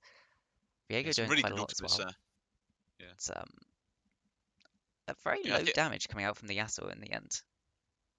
Yeah, I think apart from that 1v2 in the bot lane, Yasuo was mostly sort of like not. I didn't really see him in the fights a lot. Especially that last fight, he was the first. He died first, didn't he? Whereas Dan has been sort of everywhere, ganking a lot. You know, a lot of damage coming out. And Jinx really didn't have that sort of like. There's only that last team fight that she really like exploded out onto the into the game, getting up kills sort of everywhere else. Obviously finishing 8-0, but you know, not that massive sort of like pentakill worthy team fight that she could just do like tens of thousands of damage in like one fight. But yeah, I think that game sort of like ran out how we said it would. You know, whichever bot lane sort of got ahead stayed ahead. Obviously, Fort Knox playing well with the Diana, sort of quite frankly out jungling the Viego quite heavily. Yeah, just I don't really want to say outdrafted, but you know, a stronger team comp definitely, and probably a better game plan as well. I think it's probably the key thing there. So I mean, going into the second game, of course, they have the priority of reds. Not the priority. They have the priority on counter picking. They have the counter pick on red side, is what I mean to say. Is there any particular lane you're looking to here where you think they should save the counter pick and make sure that's the lane that they want to force that counter pick on? Maybe. Thing is, you can't really say you want to counter pick bot lane. Really, I think leaving sort of like say AD carry to like 5th pick is often a mistake, because you know the AD carry pool is quite easy to like restrict with bans. I think they need to just probably look at the top side of the map and like have another go at that. I think the bot side, you know, the Jinx, not sorry, the Caitlyn Alistar was, you know, it's all right combo. They didn't pop off, didn't do anything like super well. They got camped a few times, but I think they need to have another approach to the jungle and try again with the top lane, especially if they're. I mean, the Ornn was picked after the Malphite, so maybe they want to just have another thing. What they really want to first pick in the top lane, if they want to, you know, pick top early again. Because it wasn't really. I didn't really see any sort of benefit from the Malphite there in that team comp. Yeah, I like the Malphite just didn't really perform what they needed. The Malphite flopped against Floopy. Yes. I'm just waiting for the last person to join the lobby. When they join the lobby, we'll go straight into the next part. Of course, let's choose the outcome so that people can get their probably 0 points. I don't exactly know how it works because there was no points. I did notice something we could have a talk about is Sandaris did redeem another Wise SOP. I'm going to have to up that because people keep doing it and it's a little bit too often. But what do you think about AP Aphelios mid? Why I is mean, it OP? I just want to sort of break down the question first, and then why has nobody played it yet? How do you know if it's OP when nobody's played it? I mean, That's... There we go.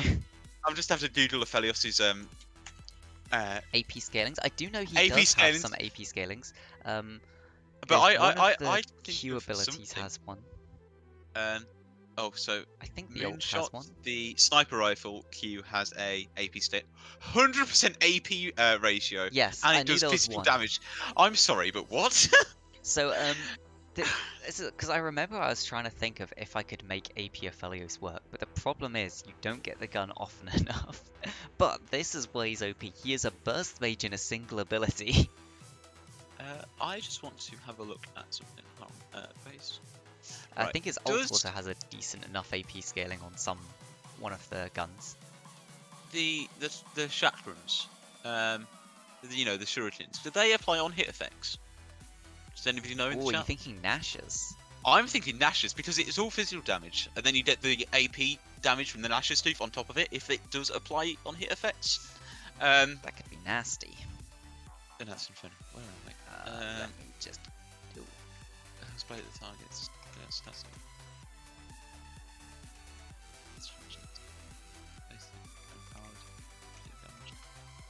Doesn't look. Taking critical strike. Give them the links to the lobby, so we should be going to lobby very soon, very quickly. They can start whenever they're ready. I think if you can, again, it's with the Felios, it's no guarantee you're gonna get those guns as much as you want them when you need them. Which is obviously the big thing. It's sort of a similar way why what's it called? The keystone that gives all the other keystones. Yeah. Omnistone.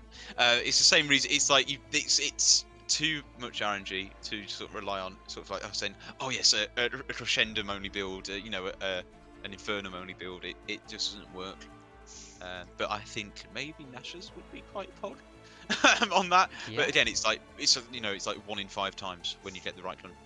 It's the thing with Oh my god, the wait a second, the sniper Q is 100% ratio, yeah. 100% ratio. It lets you get an automatic auto afterwards, don't you? Yeah. So Nash's Lichbane? I mean, you'd probably want to just go max on the AP ratio and just go full AP. I mean, you need probably someone. Isn't the pop just thinking on that'd Nico like add you an 300% extra ratio? 40% ratio basically on that almost insta pop. What was the ult damage on Nico's ult when she first came out? I swear it was like 300% or something. I don't think it was that high. 300% I think is higher than Lux's entire kit at first. Because on the the only thing I remember it from is the fast. You know, if anybody knows the fast video with the Fast. Jin, like there's like the stick at the end with Yeah. Anyway, we are in draft. Oh, are we? Oh shit. Yeah, all the bans have come down. Arcane Academy Flash banning out. Wukong, Anivia, and Viego this time, swapping it up, saying, you know what, we didn't like the Viego, let's just get rid of it. The ARAM mains this time keeping the Akali ban, but swapping out their other two to ban. Jinx and Diana, really not liking those two champions.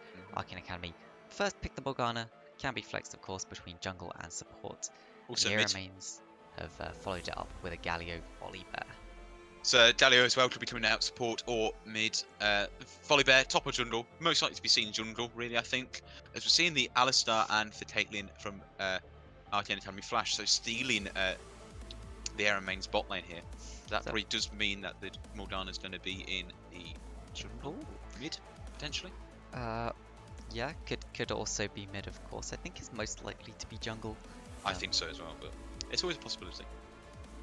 And we could have a very interesting thing here where we have the Alistar into the Galio, because of course that could be a Galio support. Ashe being locked in, wanting to make sure that they get an ADC that they can play into the Caitlyn. Of course, the Enchanted Crystal Arrow will lose quite a lot of value here because the Morgana is on the enemy team.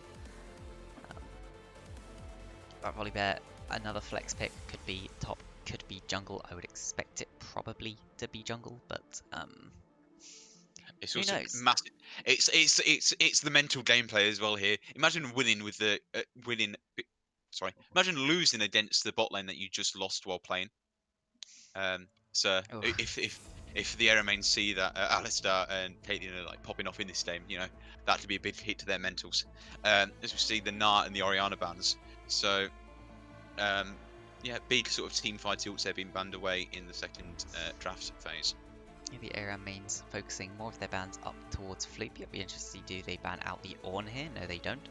They're hovering the Kled. Kled. Yeah. They're hovering the Kled ban, not wanting to play into that. Meanwhile, Arcane Academy Flash were focusing more towards that mid lane, wanting to ban out these more kind of safe mage picks. Will they ban out the Nico next, or were they happy to let that through? Yeah. I mean, if the Nico comes out from the Air mains, obviously the Nico ult into the Galio ult, that could be a big sort of wombo combo, but it's hard to rely on these sort of individual like wombo combos all the time. So So this is Seraphine being Seraphine banned banned. out. So either they're thinking that Seraphine is being played opposite to Galio, so if Galio's in the mid, Seraphine's in support, or the other way around. Interesting ban though. I unless they know something that we don't, as they're looking to pick the Malphite for the Aram mains here. So they're doubling down on the Malphite, obviously not thinking that was a problem. Will we see the Ornn in return? Just run that top lane back.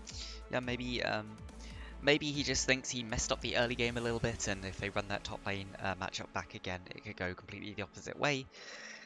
I hope we don't see the comment again. Yeah, the Ornn is picked, so hopefully Harry maybe learns from mistakes, doesn't pick the comet, picks something else. We see Silas mid, well, it could be the jungle actually, so we don't quite know where Silas and Morgana are going to go either way. One's going to be mid, one's going to be jungle. No, Silas at the minute probably is the strongest mid laner on the patch, I'd say. Yeah, it's top so 2 or 3 at many of least. the strong champions right now just have amazing ultimates to take. And also on the enemy team here, you love to take that Malphite ultimate. Ashe ultimate or the Ashe actually ult, has very decent AP scaling, and Volibear's ultimate, people forget this, has a really big AP scaling. But we see the Cassio in return. Yeah, Cassio does all right into Silas. Obviously, you're sort of trading. You're looking for that sort of late game team fight where Cassio has other items and can just pop off. But obviously, the Cassio ultimate is another big ultimate that Silas can steal. Probably to be looking for the fleet footwork into Q-Max for the Silas now into the range matchup. But yeah, we're seeing obviously the same top matchup again. So obviously Floopy's already set a precedent of winning this matchup once, so hopefully he can do that again. And yeah, slightly different jungle and bot lane matchups though. Yes, so should be starting up the actual pick ban very soon and getting into game. One thing that does make Cassio a really good pick into Silas, of course, is her Miasma can lock that Silas down. He does. Can't use his W, can't use his T on him because of. So has to be very careful with that.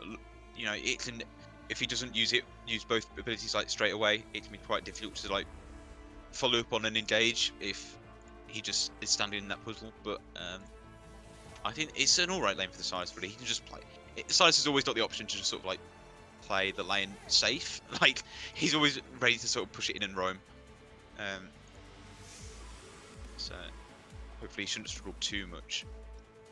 Shouldn't struggle too much indeed.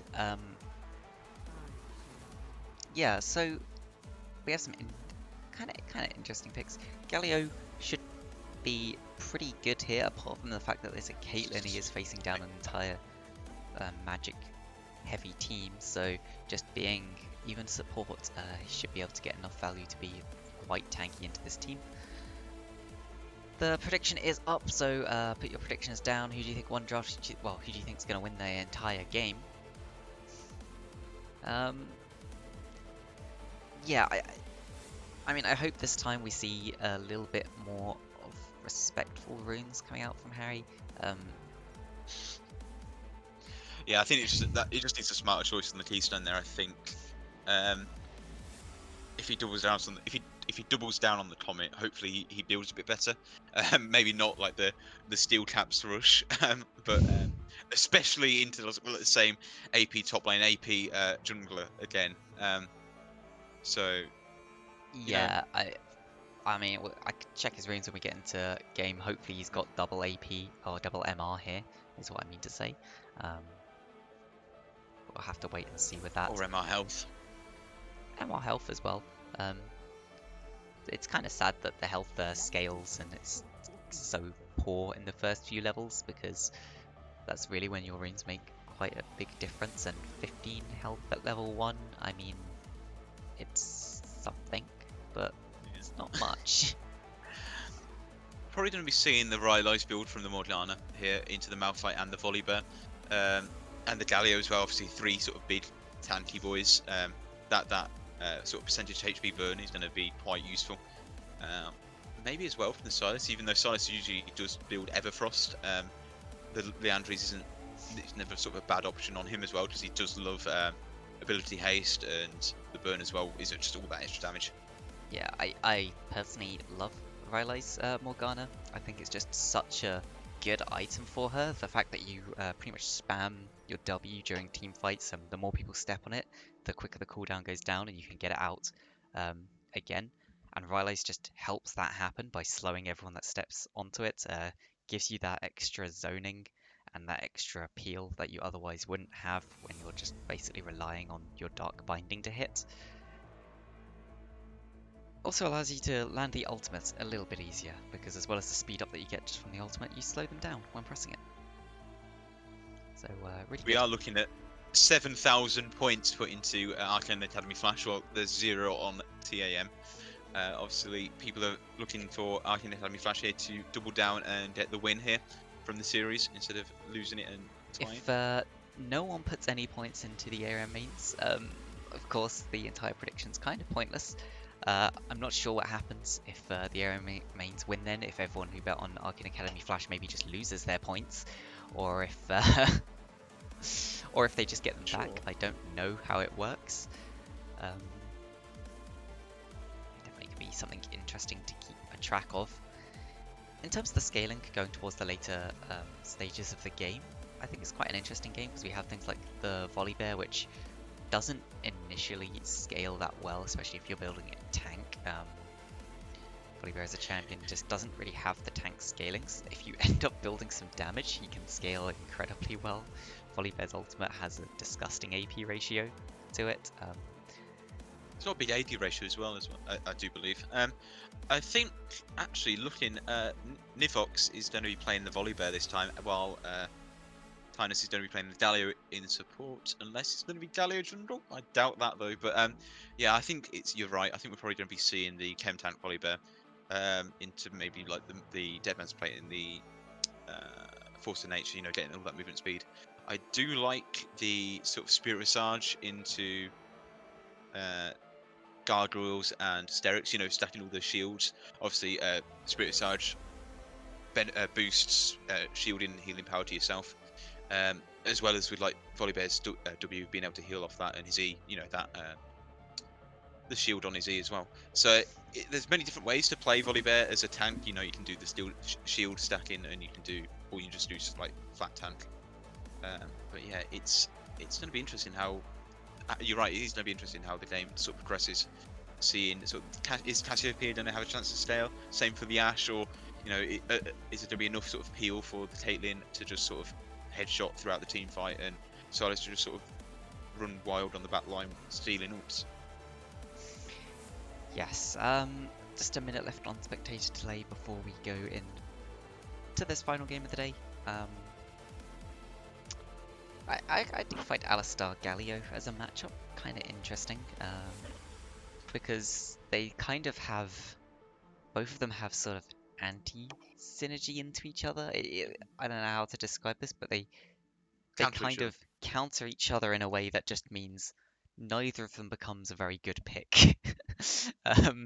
Which is not usually what you say. Usually one champion gets an advantage from being paired into the other one, but you have a lot of interesting combinations where if Alistar tries to go in and Galio is holding that W, all that will happen is he'll punt the Galio away. And Yeah, then it's all he'll about start timing, to isn't walk it? towards him very slowly. Um, so yeah, neither of them really gets any good advantage over the other one.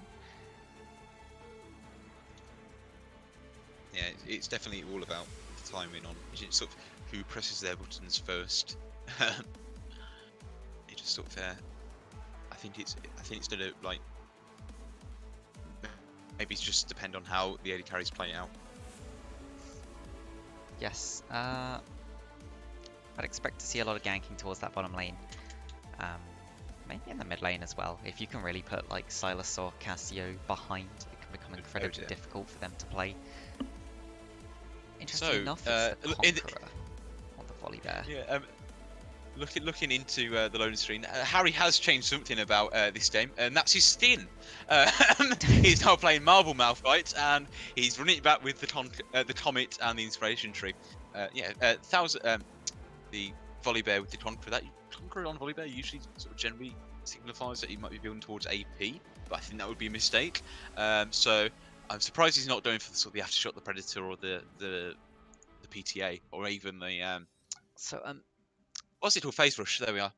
Another way so Harry has clearly just accidentally nerfed himself here is on as a master worker. He can definitely work Marble. This is not a good skin pick here into On. he's done a turn Harry into David. Completely Leonardo his way. Harry Floopy's done Leonardo da Vinci his way out of the team the matchup. As I can't even think about names as challenging smite actually on the volley bear. We do see a invade here on the there top is side invade, from yeah. Archean. They will find out Harry. Oh no, double ward goes in. They do flash Q forwards, from Morgana, tormented round. No. Yeah. If I was Nivox, you need to be pinning onto their red buff. You need to be getting wards down at least. They have got a ward sort of in that sort of the ramp for bot side, but it's not going to be enough. They're not going to. Arcane Academy aren't going to follow through on the invade here. They're going to all base. So just picking up the first blood and backing off. They're very happy with that. They got the first blood onto Caitlyn. Caitlyn's able to just start with that extra long sword. Yeah, I was going to say challenging smite on the volley bear, so he's wanting to go for some of this 1v1 potential and make sure that he can stop one person from damaging him. Yeah. People forget that challenging smite sort of has a mini exhaust built into it, as opposed to doing the damage and CC. It also has the true damage as well onto it on here. The true damage over time. Yes. So looking for that, looking for the like trying to maybe abuse out the Morgana. But we're seeing Volibear starting his blue buff in the bot lane, and Morgana starts on her blue buff. Obviously, not realizing that there was no sort of vision put onto her red buff. So now Volibear is going to clear faster than the Morgana early, but you know Morgana could potentially have stronger chance with her dark binding. Yep, small trades coming out around the map. Krauser has managed to get onto Betmer in this mid lane. Very nice trade there, taking about 33% of his health, about a third health. I think an invade coming out from late invade from the Volibear could be a mistake here. I mean, Morgana's going to go for the Raptors, I'm sure, but she was just pinging out the enemy wolves. So obviously expecting Volibear to be matching her clear and being on that wolf camp going towards the Raptors now instead of her red. However, he's actually started the red while Morgana's on the Raptors, so he should be able to smite this and get away with this. Hopefully, I don't really want to see him staying around to fight. I think that could be a mistake. I think you want him to just see him walk away, which he has done, even though he's going straight to the bot lane through the tri-bush. Morgana knows, but she doesn't know when this was taken. This could end up being the 3v3. Nivox is behind though. The flash into the taunt. He punts Nivox into the tower. They don't manage to quite knock him off. Yeah, no, Nivox played that really well. He knocked Volibear back under the tower and then knocked him up so he could never even stun the Caitlyn. As we see, Krauser, not first blood, obviously, get a solo kill onto the Cassiopeia in the lane. That's really impressive with that matchup. As Morgana's trying to invade now in the bot lane. I believe what happened there was Krauser tried to teleport down to that bot lane. Betmer going to stop that, ends up giving over his life. I actually missed that because I was focusing the camera on the bot lane. didn't realize that somehow Cassio would manage to die from that. No, there's There a we lot of go. damage that comes out from Silas with the extra sort of the stacks of his passive, the Petricite burst. Yeah, I just That's a lot of assumed, extra damage. Yeah. because it has to be the tormented ground to interrupt, that he wouldn't be able to get onto the Cassio from using the tormented ground on him. Tormented ground? Is that it? No. Tormented Ground is the Morgana Morgana W. W. Oh, a Yeah, stun tormented coming soil. out here. Small trades going in. The taunt's not going to go He steps anywhere. onto a trap. That's a lot of damage into Dr. Tinus, but Candy Gun's trading it straight back onto Cedric. A very low HP lane. Obviously, Arcane Academy's going to heal up a bit with the Alistair passive. Just getting that slight heal every now and again, but looks to be pretty close lane for the bot lane. This time as well, looks like Harry is doing a lot better in this matchup. He has fallen down a little bit in CS, but not... The wave has crashed now, so he should be able to get at least 4 CS back. Only being 2 behind. And denying some CS here from engaged yet Luke as again well. onto Betma.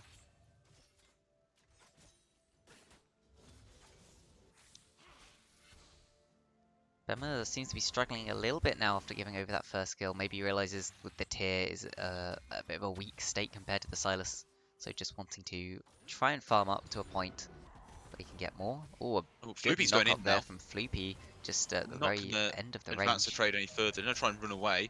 There's However, the we got wheel the coming out. charge from the volley bear. Yep, the flash does come out from Floopy to get away from that one. Could put him in a bit of a precarious position later on. Meanwhile, Arcane Academy are just taking this dragon. Dr. Tinus behind enemy lines. I think they should just ignore him and go for the dragon here. Yeah, it seems quite strange. If he's, yeah. Oh, they do Oh, land the the Dark Roots Barnet. does That's hit. the Dark Harvest as well. The I assist from think the they're going to dragon do it here to Krauser. should be able to pick him Yeah. up. Krauser will get that. Yeah, good choice giving it over to Krauser there. I can see Cedric try and take that himself, but I think it's probably better on Krauser at the minute. There's another trade in the top lane, just getting some more grass procs.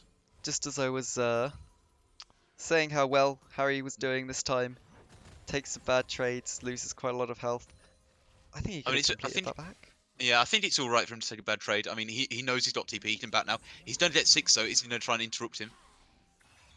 I mean, he's just got no potions left. He needs to back, he needs to recall, and sort of get full HP, get full mana, get some items back in his pocket, and look to like approach the lane again. He just really want to stay around, as we can see the Ornament come down in a minute, or any second, really. Definitely could kill Harry. More trades in the mid lane. It is about a 1,500 gold lead right now for the side of Arcane Academy. If we look where that is, I assume it will be mostly in the mid lane. Yeah, 500 on Silas and 500 on Caitlyn, and then 400 on Ornn as well. So it sort of splits over all the lanes, really, unfortunately. There's no... all lanes are ahead. Small advantages are what you need to move the game forwards. It is an interesting build being done on the volley bear. It's not going to be this tank style volley bear, it seems. Divine Sundry, I imagine, with that. Which is better for anti-tank. I mean, I would have loved to see the PTA. I think it just was better than the Conqueror, especially in the jungle. But Divine Sundry, you can't go wrong with it. He's just to be able to eat out. Use the stun. I think if he'd instantly used the Q there on the volley bear, they could have potentially just got a kill out of that. Volley bear's going to try and steal this away. Oh, he does get rooted down. Punted over the wall by Nursa. Nursa just says, this is bullying, guys. We're letting him go. I think Arcane Academy could have definitely played that a bit better. I mean, I don't think Krauser hit the Cassiopeia ult, and then Nursa misses the headbutt pull rifles, and as you said, just punts him over the wall, sort of letting Nivox get away for free, unfortunately. Definitely a missed opportunity for another kill there. Nivox is now going to try and steal away the enemy blue buff, get a blue buff in return. But, you know, Fort Knox is coming up. He's aware this is a possibility. He's walking straight up there into the top side. Might not get there in time, but if Nivox agrees and goes for the romp, he could definitely get collapsed upon. Oh no, he's here. The ult's coming down. Dark Binding. Forwards. Just pick up the blue buff. Nivox does get the blue buff. Nivox has flash as well. Looks like he's just happy to try and fight this one. He is doing so much damage. Will get taken down in the end. Floopy comes in, just pops that Q down and just picks up that kill by himself. What is his Q called? I'm gonna. The volcanic rupture. There we are. Volcanic rupture. Dr. Seeing Times some with a just damage heroic being charge poked onto there. things. Of course, any small trades in the bot lane will go in favor slightly of Archeon, because they get Yeah, their sure. little heal from the Alistar passive. Krauser has managed to find his way onto Betmer. Betmer missing a lot This of is these miasma. miasmas. Yeah, I Constantly think putting Betman it. could look to go back in. Yeah, Krauser seems to have his number. Realizes I just jump in towards and step slightly away, and she always puts the miasma directly under herself. Mm. Unfortunately, we don't see if he can grab the Cassiopeia ult at the minute. Oh, But he has the good ult there from Betmer will keep himself alive. Did have to use the Yeah. ult and the flash, but definitely can't be afford to giving the Silas any more kills than he already has. The good thing about being Cassiopeia in this matchup, you know that whenever Silas either W's or E's onto you, he's going to be facing you, so you can just ult easily and just let that free Fight stun. mid lane though. Both Volibear ultimates go down and it instantly kills Morgana, but he looks like it's trying to turn this around the best that he can, is dodging out of the damage from the Silas Q. Needs to W. Needs to Can't get actually follow it into up. Has to range. run away now. There we are. Silas just gets all of his Health. abilities back up. Yeah, I think if Volibear was in range to get the next bite off, he would have won that. But unfortunately, Kraus is just ever so faster than him, and gets out of there and managed to turn it with his own W. I don't really know what Fort Knox was doing under the tower. Just sort of seemed to take 2 shower shots and then the volley barrel as well, just killing them almost instantly. Seems to be a bit of a misplay here, as Harry's actually winning these trades in the top lane.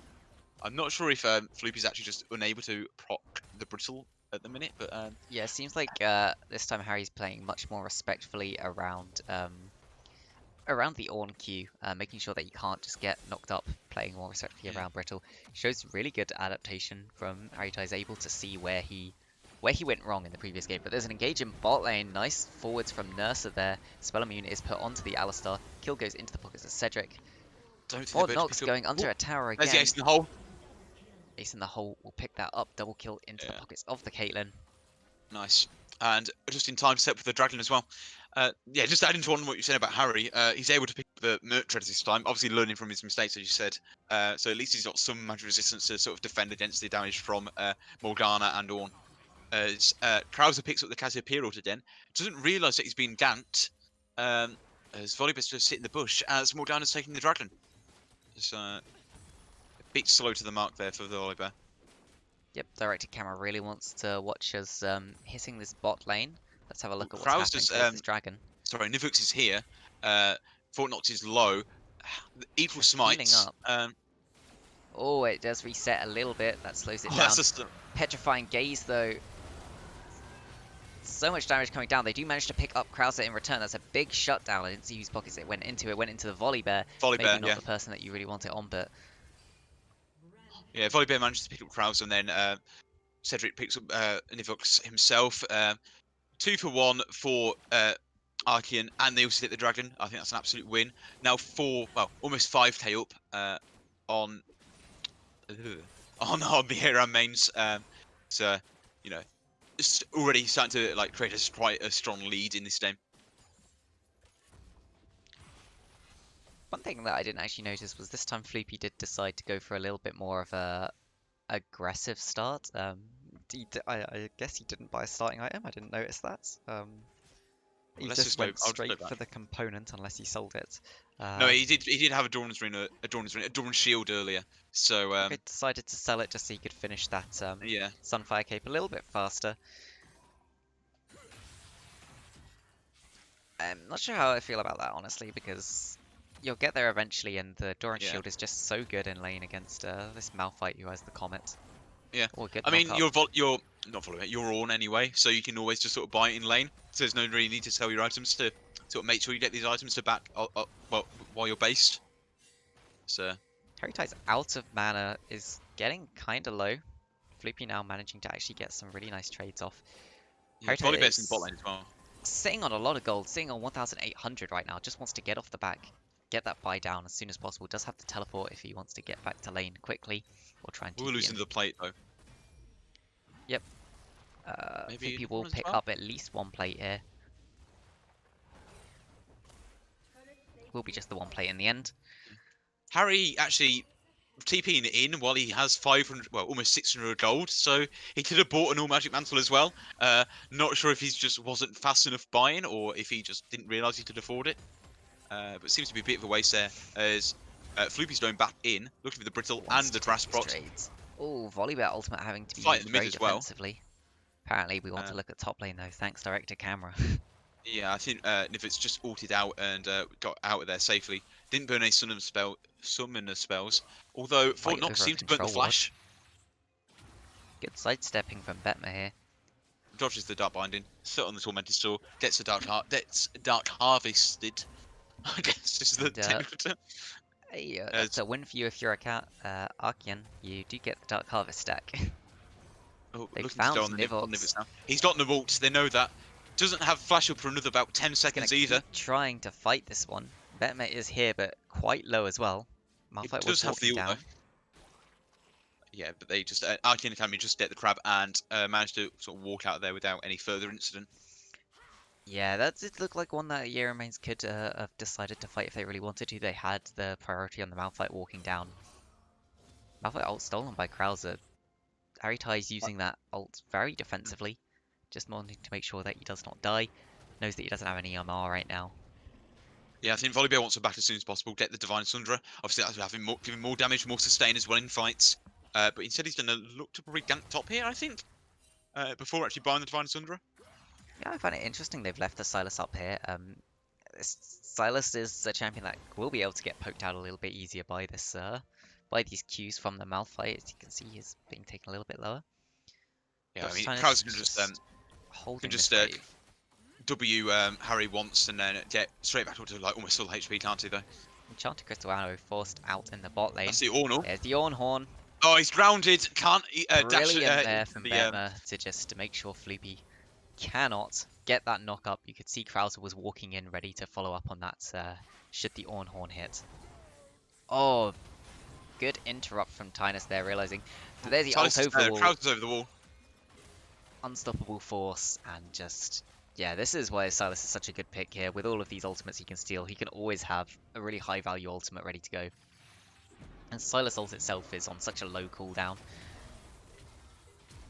Nivox being forced to flash out, and Arcane Academy flash just yet again they get to this more mid stage of the game and really start snowballing away from their competition.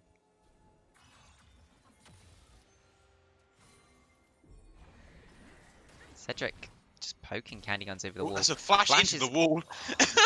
Ace in the hole though. Is it enough? There it is.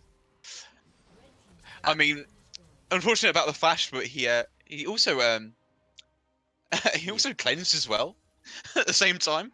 I'm not sure if he just fat fingered that or if he meant to do that. Oh. We see Tynus stunned, snared there. Yep, Stormraiser now picked up on Caitlyn is pretty much an entire item ahead of Ashe right now. Not feeling very good. He's trying to do the dragon though. Oh, he's trying to do the dragon. 3 levels down on the here as well. Krauser's here. That's unfortunate. This is now soul point for Arcane Academy Flash. Looking to be about 9k up after the dragon, I believe. And then... Oh, a very nice ultimate there from Betmo. Should be able to pick up this kill eventually. Does flash away. Standing in the Tormented Soil was healing the Morgana just a bit too much. Yeah, that was unfortunate. Very close from both of them there. Could have easily been 1-for-1. Oh, there's the horn is called. Goes wide on Cassiopeia as well. Obviously, I think the intended target, but wasn't unable to snipe that out. There was an interesting interaction there. Galio getting knocked up. Cleanse used. Jumps straight back straight in. So much damage. Yeah, Harry Ty's there. I feel like if he'd been ready, could have altered straight onto the Caitlyn, but the Gale Force in the follow-up headshot, not almost able to kill Candy Guns on the Ash. So always turning around. Found Nivox yet again. Nivox just not allowed to do anything in his own jungle. Ace in the hole is channeled. He's so low, can't move. Another kill into the pockets of Krauser. And Cedric even able to do a lot of damage right now to this Malphite. Just the Ludens into Lichbane on the Silas is a bit unusual. As I said in a champ set, usually we see the Everfrost into something like the Cosmic Drive, trying to stack as much CDR. But with the Ludens and the Lichbane, we're looking just well, Krauser's looking for this just absolute burst, just one shot potential. It- Obviously, don't catch someone out and then use his sort of Petrocyte stacks and the Lichbane procs as many times as possible to just sort of burst someone down. Yeah, the strange thing is there's so much AP on his team that the it loses a little bit of its value because you know the enemy team should realistically be building some MR, so it's Yeah. not quite as effective as it would have been else otherwise. Yeah, I mean, the Ludens does give the Magic Even Pen more Mythic magic passive, pen, doesn't it? yeah. Yeah, so it does gain some value back. I do understand what you're Oh, saying. root lands, Oh, and that that's a should dead be an Ash. easy to pick up kill. Dr. Yeah. Fan is trying to taunt to save his AD carry there, but not much he can do. There's the Unstoppable Force, 2 knocks up. Betma really low, does get the 4-man ultimate, but overall goes just wide. too much damage. Krauser flashing Volibear knocked forwards. up. Malphite's taken down. It's just the Volibear left alive to try and do what he can, but Krauser will pick that up for the double kill. Morgana ends up falling to the tower, and the ace to the side of Arcane Academy Flash, they should be able to Yeah. pick up this win very I think soon. they should have enough time to finish the game here. I mean, I just want to point out Krauser's stealing the Malphite ult there and getting knocked up onto the back line. That was quite absolutely huge with the amount of damage he pulled out there. Fortunately, Arcane didn't manage to pick up the inhib, but obviously just cementing their sort of gold lead. 12k now they're up to.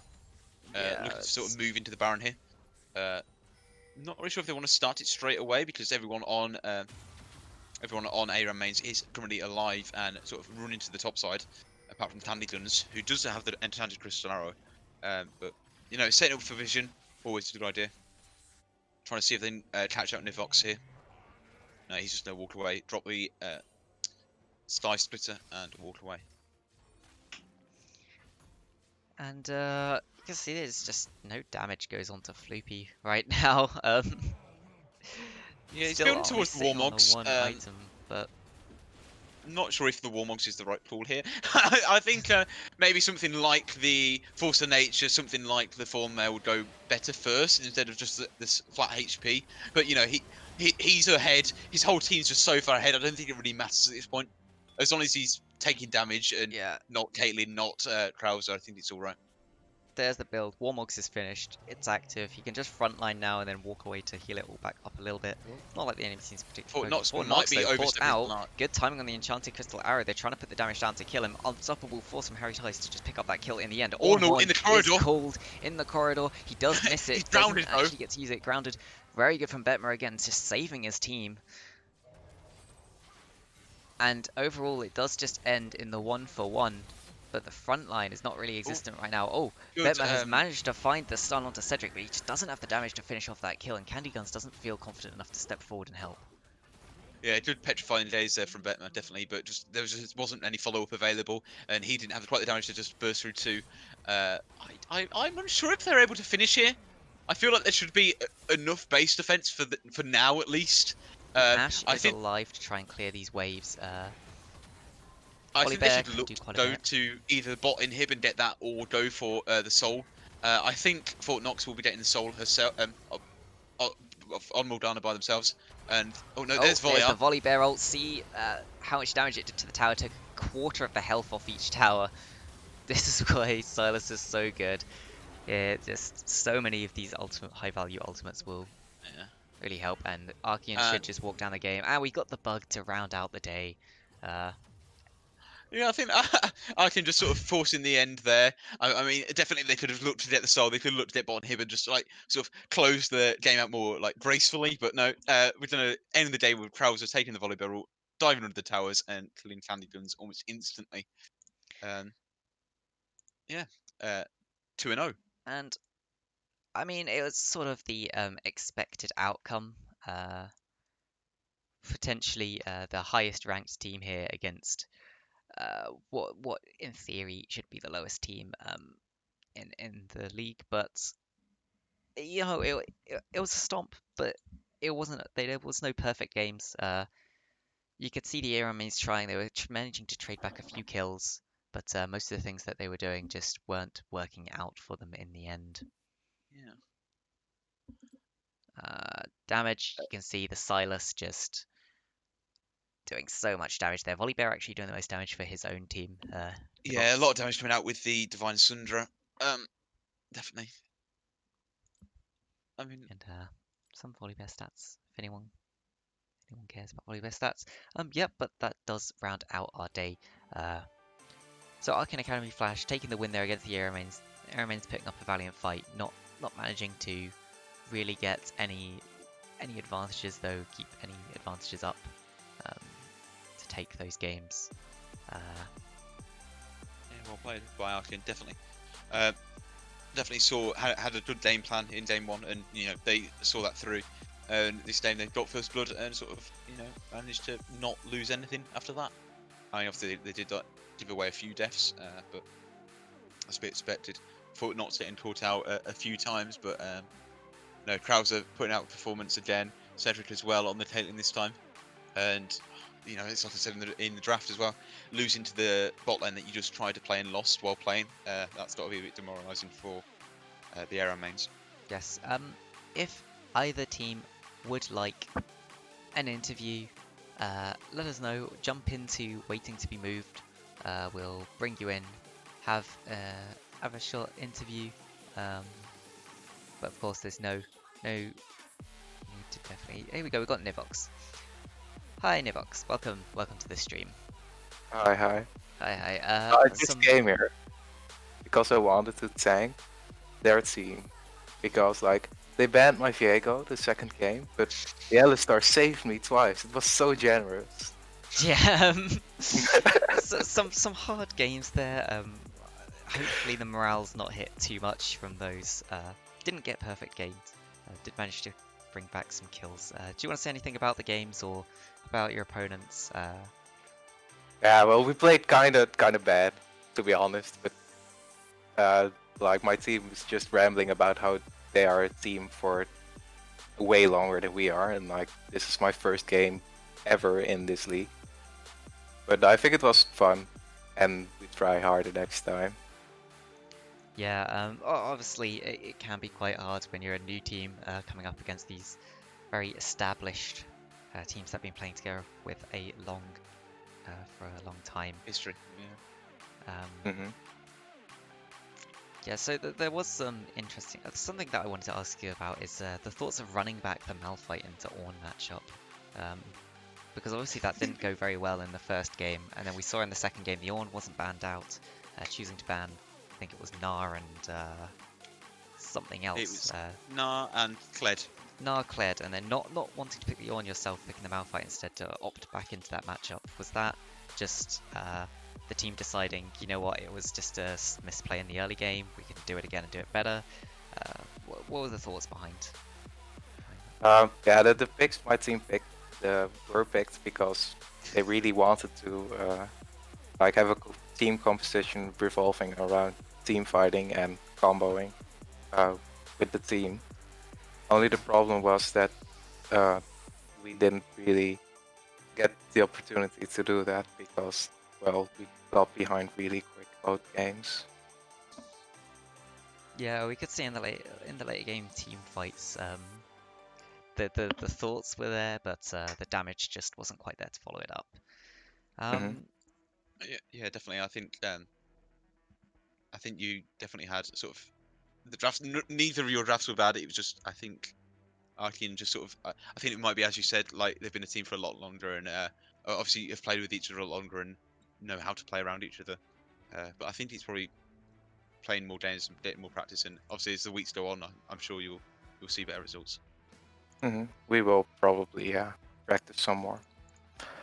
Yep. Who have you got next week? You've got Team Cataclysm next week. I don't know if you've seen any of Team Cataclysm. Any thoughts going into those games? Feeling confident at all? I have no idea actually. Last time our team played, I wasn't even in the team. I was in the team but not playing, and we don't know who's going to play next time. Yep. Okay. That's So very no fair. idea. Yeah, Cataclysm they're a team that I played before. They're quite strong. But I think they're currently sitting with a win and a tie. Is that right? Yeah, they have 1 win, 1 tie. They won over Paper Squad. Paper Squad's having had a bit of a rough time so far. They've had 2 losses. And Cataclysm tied against, I think it was Departure Esports. I'm not sure. But should be a good challenge to see whereabouts you guys will fit into the table in terms of strength. Cataclysm, I kind of expect to end sort of around the mid to top end of the table, so definitely a good one to gauge strength against. And hopefully we'll see a stronger showing next time, and some closer games. But yeah, is there anything you really want to say before we let you go? No, I just really enjoyed because I wanted to thank the other star and rub some salt in that wound. That's all. Okay. See ya. Thanks, guys. Fun game. See you later. Thank you. And Just before we go, I just want to ask.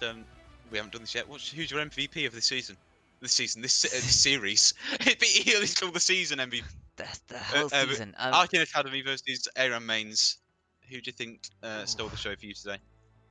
You stole the show. Well, I mean, in the second game, Krauser was really doing a lot with the Silas, but I don't think the first game was quite as strong. I mean, he was doing okay on the Yasuo, but He got that 1v2 in the bot lane. He got the 1v2 in the bot lane, which was really nice, but apart from that, it didn't show up too much. Floopy was just really strong on the Ornn. He was getting those engages for his team. He was winning the matchup in the top side by himself, which is what you wanted to, of course, want. Cedric's, but I mean, they all played really well. You know what? Floopy was the only one. I feel like Floopy did really well on the Ornn. He was put on Ornn duty and he did what he needed to do for his team. So yeah, I'm liable to give it to people who were put on Ornn duty. Yeah. Finale in the chat. Ornn MVP. Cartum in the chat as well. +1 to Ornn. There we go. People in the Harana, chat really. for Goat Daddy. Oh, it's all coming out for everybody loves the Ornn. The big goat. Everyone loves the Ornn, and there we go. So I Some think people we don't. can probably say that the Ornn would have got MVP. I would have run a poll in the chat, but I am very tired and I can't be bothered to set it up. Because we don't really care what the people in the chat think. We get to Yeah, decide. Exactly. Even if you read the rules of the league, it says at the end, we don't care. We can change them whenever we like. Oh. But yeah, I think it doesn't look like anyone from the other team really wants to get interviewed. I mean, they've been trying to I don't think Floopy's here anymore. say It doesn't each seem other, to be. and yeah, they've been offering up each other, but oh, here we go. Oh. Fort Knox, welcome. Can you hear me? Yes, we Yes, can we hear you. So I mean, quite a dominating performance yet again from Arcane Academy. Second win on the board. How are you guys feeling after that game? How do you think it went? Pretty good. Feeling pretty good. It went alright. Second game was a bit int play from me at the end, but I just wanted to get the game done. What we got with the plans tonight? He got somewhere to be.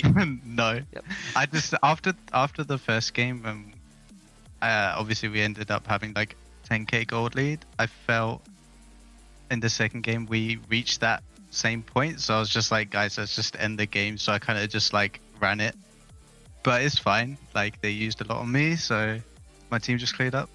Making those engages for the team. Pretty poor engage, but oh well. Yeah, there it goes. Of course, Silas here was a massive pick in game 2. Was the pick just to sort of you felt as a team that it was a really good pick because of all the ultimates? Was it just Krauser's really confident We on the actually already planned on doing Silas game 2 even before today's game. We originally wanted to leave open the Orianna because their mid laner seems to play a lot of Orianna. I'm really surprised they didn't pick it either game. The second game. But yeah, the plan the whole time was to let the Orianna through and pick Silas into it. there we go. Had a Wait, plan in mind. Worked out in It's the good end. to see, yeah, How you had high like a value plan. was. Yeah, it's good to see you had a plan for draft like that. Yeah, I think that's obviously Yeah, that's they something were that a bit it's really hard. interesting. Yeah, they were a bit of a hard team to draft because I mean their accounts they don't really play like a set champ. They like everyone's playing everything, so it's quite hard to organize like draft. But we just played our game, and that was it really. Well, your game definitely seemed to work. Obviously, you're in 2 wins this series. Just my question for you is, what the hell were you doing under that tower when you were trying to gank the volley bear? So originally the call was from Krauser that he had Ornot, and no, not Ornot, sorry, volley. So I was all ready to go in, assuming that he would ult the tower straight away. Basically, he inted me. There we go. Lovely cross. It's not my fault. That's Okay. why we don't give Krause the MVP. Inting his jungle. It was going to be such a clean play, but oh well, it's something to work on. Yeah, it's There we go. I mean, just oh, I think we could all see what the plan was. It was just funny that It was funny. I think either Krause needs to just realise he doesn't want to sabotage his teammates anymore, and or If maybe he wants more ganks, then yeah. yeah. I mean, obviously, I mean, do you really want ganks anymore, Krause? Come on. Um, there we go. So I mean, seeing as your team won and we've got you here, who do you think you would give MVP to that of the series? I mean, excluding yourself because Ah, damn. of course people love to give the MVP to themselves. But who from your team do you really want to shout out? It's gonna have to be Floop. He is the top lane assassin god. There we go. Like with his tank matchups, he's just 1v1 everyone. Like I think the second game he got first blood, right? Yeah. Yeah, I think so. We did not first blood, but in the first first kill. game. Right? In the first game, you got first blood, yeah. Into Yeah. the Malphite. Yeah, even the first match we played, not today. I mean the other team we played against was Oh, okay. Paper Squad, and there was a game where we inted an invade and gave Darius 3-kill start, Oh, yeah. Oh, and Oh, yes. and Floopy managed to kill Darius because Darius inted running through tower to tier 2 tower. yeah, no, I remember that now. Yeah. Yeah, that was Yeah, and he still pulled off the kill on a 3-0 Darius. that was very Yeah. interesting. Massive Yeah. massive props to Floop. Yeah, so that's something for teams facing you in the future to sort of watch out for with top laner. Carry top. Carry, Yes. He's carry play- back. he Is plays gonna weak keep side, getting but on? he's Like, yeah. what is this? Why are teams letting through Ornn every game? Yeah, I don't know. Yeah, I guess his Kled is something to be afraid of. And what's the other band? Nar's just a really good pick right now in general. Definitely. So looking forwards, next week you are going to be facing Departure Esports T2. I don't know if your team's looked at them at all, or any of you have watched the games. Feeling confident about it? Anything you want to give us beforehand to look out for? No, we're pretty confident into any of the teams. I haven't really looked too That's much fighting into it. talk. We're gonna look into it because we finished today's game. We're gonna look into it, but you know, if they're watching right now, they best prepare because otherwise Ugh, they ain't there got a we chance. go. One question I have though, Yep. is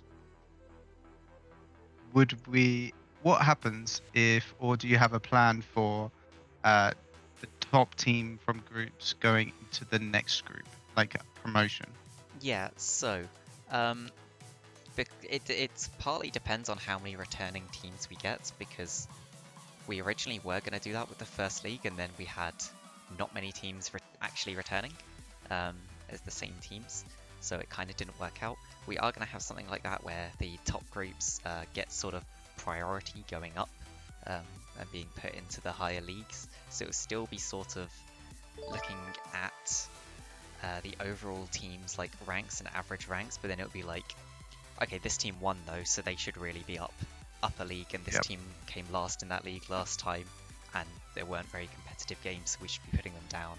So it's going to be a little bit of both. So Yeah, and it's also to do with which league the teams ask to be in, because if they win, but it's not a very convincing win, and they say actually we'd much prefer to stay in the lower league, then it's going to be then I'll try at least to keep them in that league.